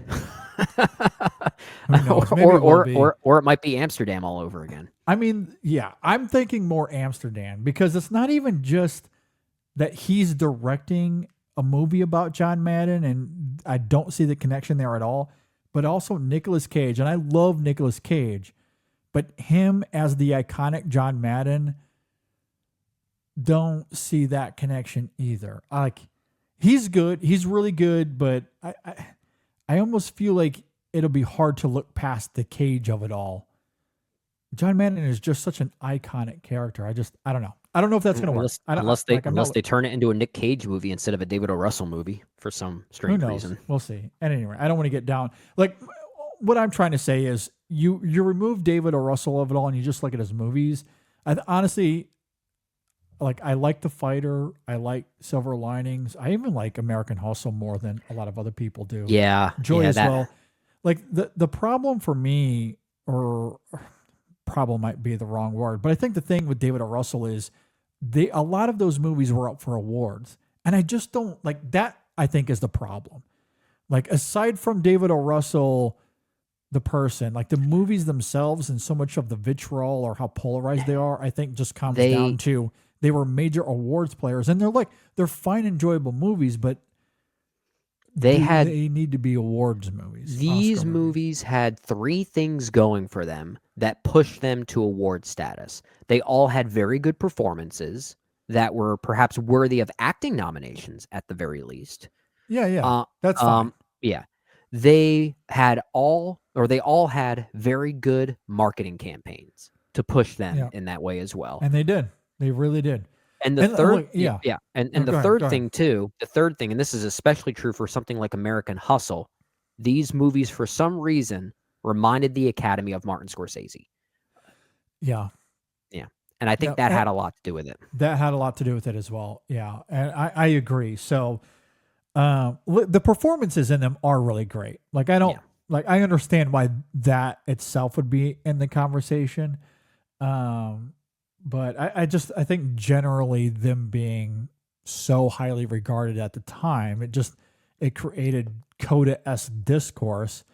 Yeah. And again, for removing David O. Russell and removing awards from it all, I think generally they can just be enjoyed as fine, good movies. Yeah. But then you include the David O. Russell of all, and I don't blame anyone for avoiding them altogether. So yeah. It is what it is. Absolutely. But Three Kings, I do think is good. I think it's worthy. Like, when we're talking about Clooney, and we're not here to talk about David O. Russell, we're just here to talk about Clooney. He's obviously such a big part of that movie, and he's really, really good in it.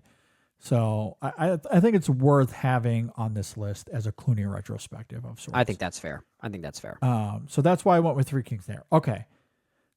The last one, look, this is just gonna be a JD pick. Maybe this will lose me the vote. I don't care. That's fine. I am gonna go with Tomorrowland here for my last one. I hated it when it first came out, but I don't know. There's something about it that still lingers because it's a blockbuster that's daring to do something neat. Yes, that's what, like, it is extremely flawed. And I understand the criticisms. I don't disagree with a lot of the criticisms. But I do find it weirdly ambitious. It's a lot of fun. It's daring. It's trying to do something unique, even if it doesn't all come together. And obviously, Clooney is at the center of it all. And I do really like him here, and his chemistry with Brett Robinson is really good. So, it sticks with me. It's a flawed movie, but it's one that just continues to linger with me, and I like it more and more. just one of those understand that it's flawed, but you love it anyway kind of movies. And for me, when I think about Clooney, I do think about this movie. So understandably, it's subjective, but given that we're doing a retrospective here, I do think about like this is so synonymous with Clooney's career for me personally. So I'm going to have my subjective pick here. And I think for the purposes of this exercise, it actually makes sense to have a movie like this here, especially at the tail end, because a lot of what's left are all very good movies. Maybe not all very good. They're all varying degrees of good and fine, I guess. Yeah. But Tomorrowland is more memorable than these other ones.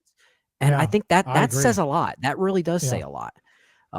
And Yeah. that's why I think for my last pick here to round this whole exercise out, I might follow suit and do something kind of similar to your Tomorrowland pick, and pick something that certainly not as good as a lot of these other movies here, but more people talk about this one. It's certainly more memorable. I loved it as a kid. I'm going with it. I'm going with Batman and Robin to round this out. I'm doing it. I don't blame you because again, you think of Clooney, you have to think about that movie, failure and all. It is still in the zeitgeist for better or worse, and I mean that's totally fair. That's why I'm going with it because let's talk about some movies that are still left here that we haven't selected for each of our respective top tens. Movies like The Ides of March or The Monuments Men, The Men Who Stare at Goats, Syriana, which he won an Oscar for, and I think many people forget that he actually won an Oscar for. Confessions of a Dangerous Mind was maybe the more objective pick that one. That was the one I was thinking about going with as my last pick, but I felt like it was another one of those that may actually get kind of lost in the shuffle a little bit. But people know Batman and Robin for better and for worse. Yeah, arguably for worse. But like that's kind of why I wanted to go with that here. Yeah, that's good. I don't blame you at all. I like again in terms of the legacy of Clooney, I think it's worth being here for sure. I do have one more I want to briefly mention real quick, but before we do, should we just round out or kind of reiterate our list? Sure. One more time. Sure. So why don't you go first? Okay. I'll go from 10 to 1, even though the order doesn't really make sense, but I've got Batman and Robin, Intolerable Cruelty, Gravity, From Dusk Till Dawn, Burn After Reading, Up in the Air, Good Night and Good Luck, Fantastic Mr. Fox, Michael Clayton, and my first pick here was Ocean's 11. And my list was Oh Brother, Where Art Thou, Ocean's 12, Out of Sight, The Thin Red Line, Solaris, Hail Caesar, The Descendants, Ocean's 13, Three Kings, and Tomorrowland. So that's the draft.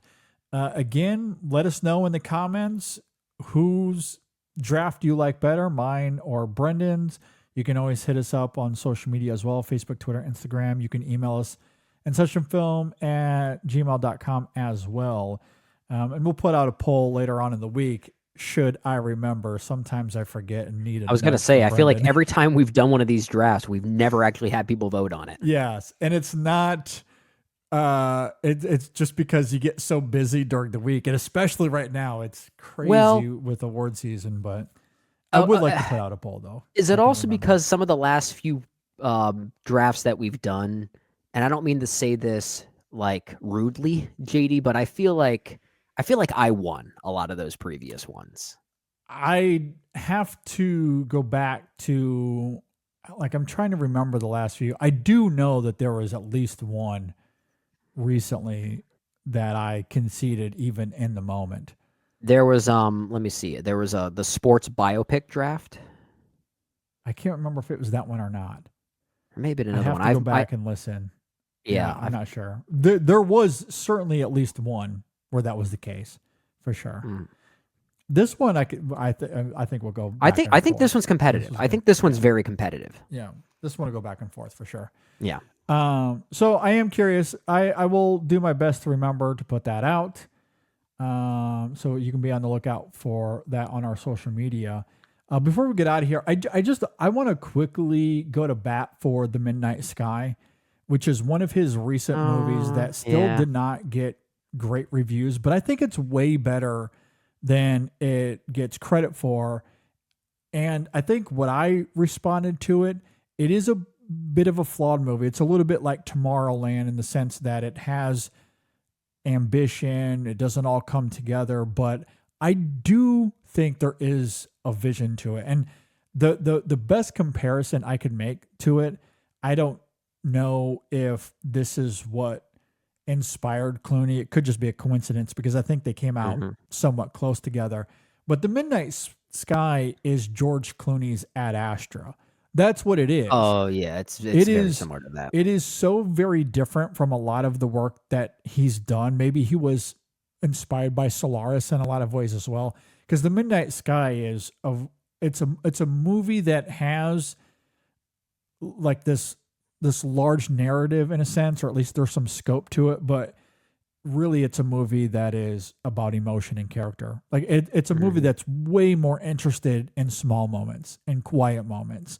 And it lingers in these like little shots of Clooney, which is why I think his performance in that film is deeply underrated. It is a quiet, internalized performance that I think he destroys. Even if the film's not great, I think it's one of his best performances just because of, again, the quiet subtlety of it. It's so antithetical to the movie star George Clooney that we're most familiar with. And here comes a performance that is actively subverting the movie star persona in a lot of ways. I think he's very, very good in it. Yeah, I remember thinking it was all just meh. Just my response to it. Yeah, I remember not caring for it. A lot of people felt that way, but and I think it's understandable because the storytelling isn't always there. But I do urge people to give it another go and just really pay attention to those quiet moments because that's where the film lingers. And a lot of it might be Desplat, whose score is just phenomenal.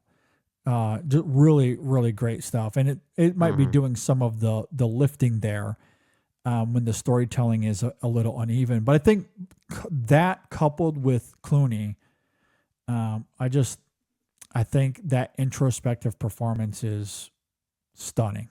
I think it's really, really good. It's just, I think if it came in a better movie, it would have gotten him. Probably would have an stood Oscar out. nomination. Yeah. I truly believe that. I think it is it's a top tier performance that just gets overlooked because it comes from a movie not a lot of people liked, which is unfortunate because I think it's good. And it's really quiet. I think he says 20 words the whole movie. 20. He directed as well. Yeah. Yeah. And which is why I wanted to champion it here because I think it's better we actually than get a its lot more reputation. Felicity Jones in that. Yeah.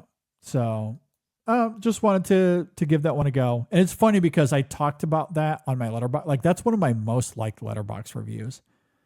And I didn't know that until I pulled it up here. But yeah, I think Luca is my most liked one, which is kind of weird. Yeah, weirdly, mine it's that one and Dark Phoenix, the X-Men film, for whatever. Well, you liked it, so I can. Yeah. Again, but there's a theme there, right? It's two movies that are not well discussed or reviewed, and here I am defending them. Well, to some degree. I'm gonna say this too: if your most liked review on Letterboxd is a negative review, you're probably not someone I want to follow anyway. I'm gonna say that.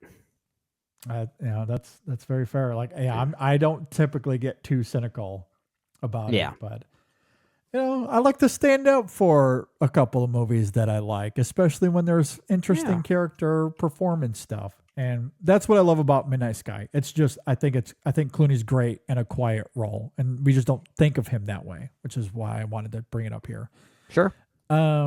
All right. Well, with all of that said, I think we're going to go ahead and wind down here. We've been going on a little long as we sometimes do with these drafts, but we're going to go ahead and end the show here. Just a reminder for this week, we do have 2 reviews out, Train Dreams, Wake Up Dead Man. Those are probably both out by the time this episode goes live. There's going to be another Chasing the Gold later this week, a Golden Globes prediction. So if that's your thing, you can be on the lookout for that. New Women in Session as well. Women in Session might come out a day later than usual. It might come out Saturday because of how busy this week is, and the Golden Globes predictions episode we're going to have. So be on the lookout for all of that. But a lot of reviews coming out. Obviously, we'll talk about Jay Kelly next week. So we'll have a review for that coming soon. So we got more Clooney on the horizon that you can be on the lookout for. Okay, with all that said, thanks for listening, everybody. Thanks for watching. We'll see you next time on the InSession Film Podcast.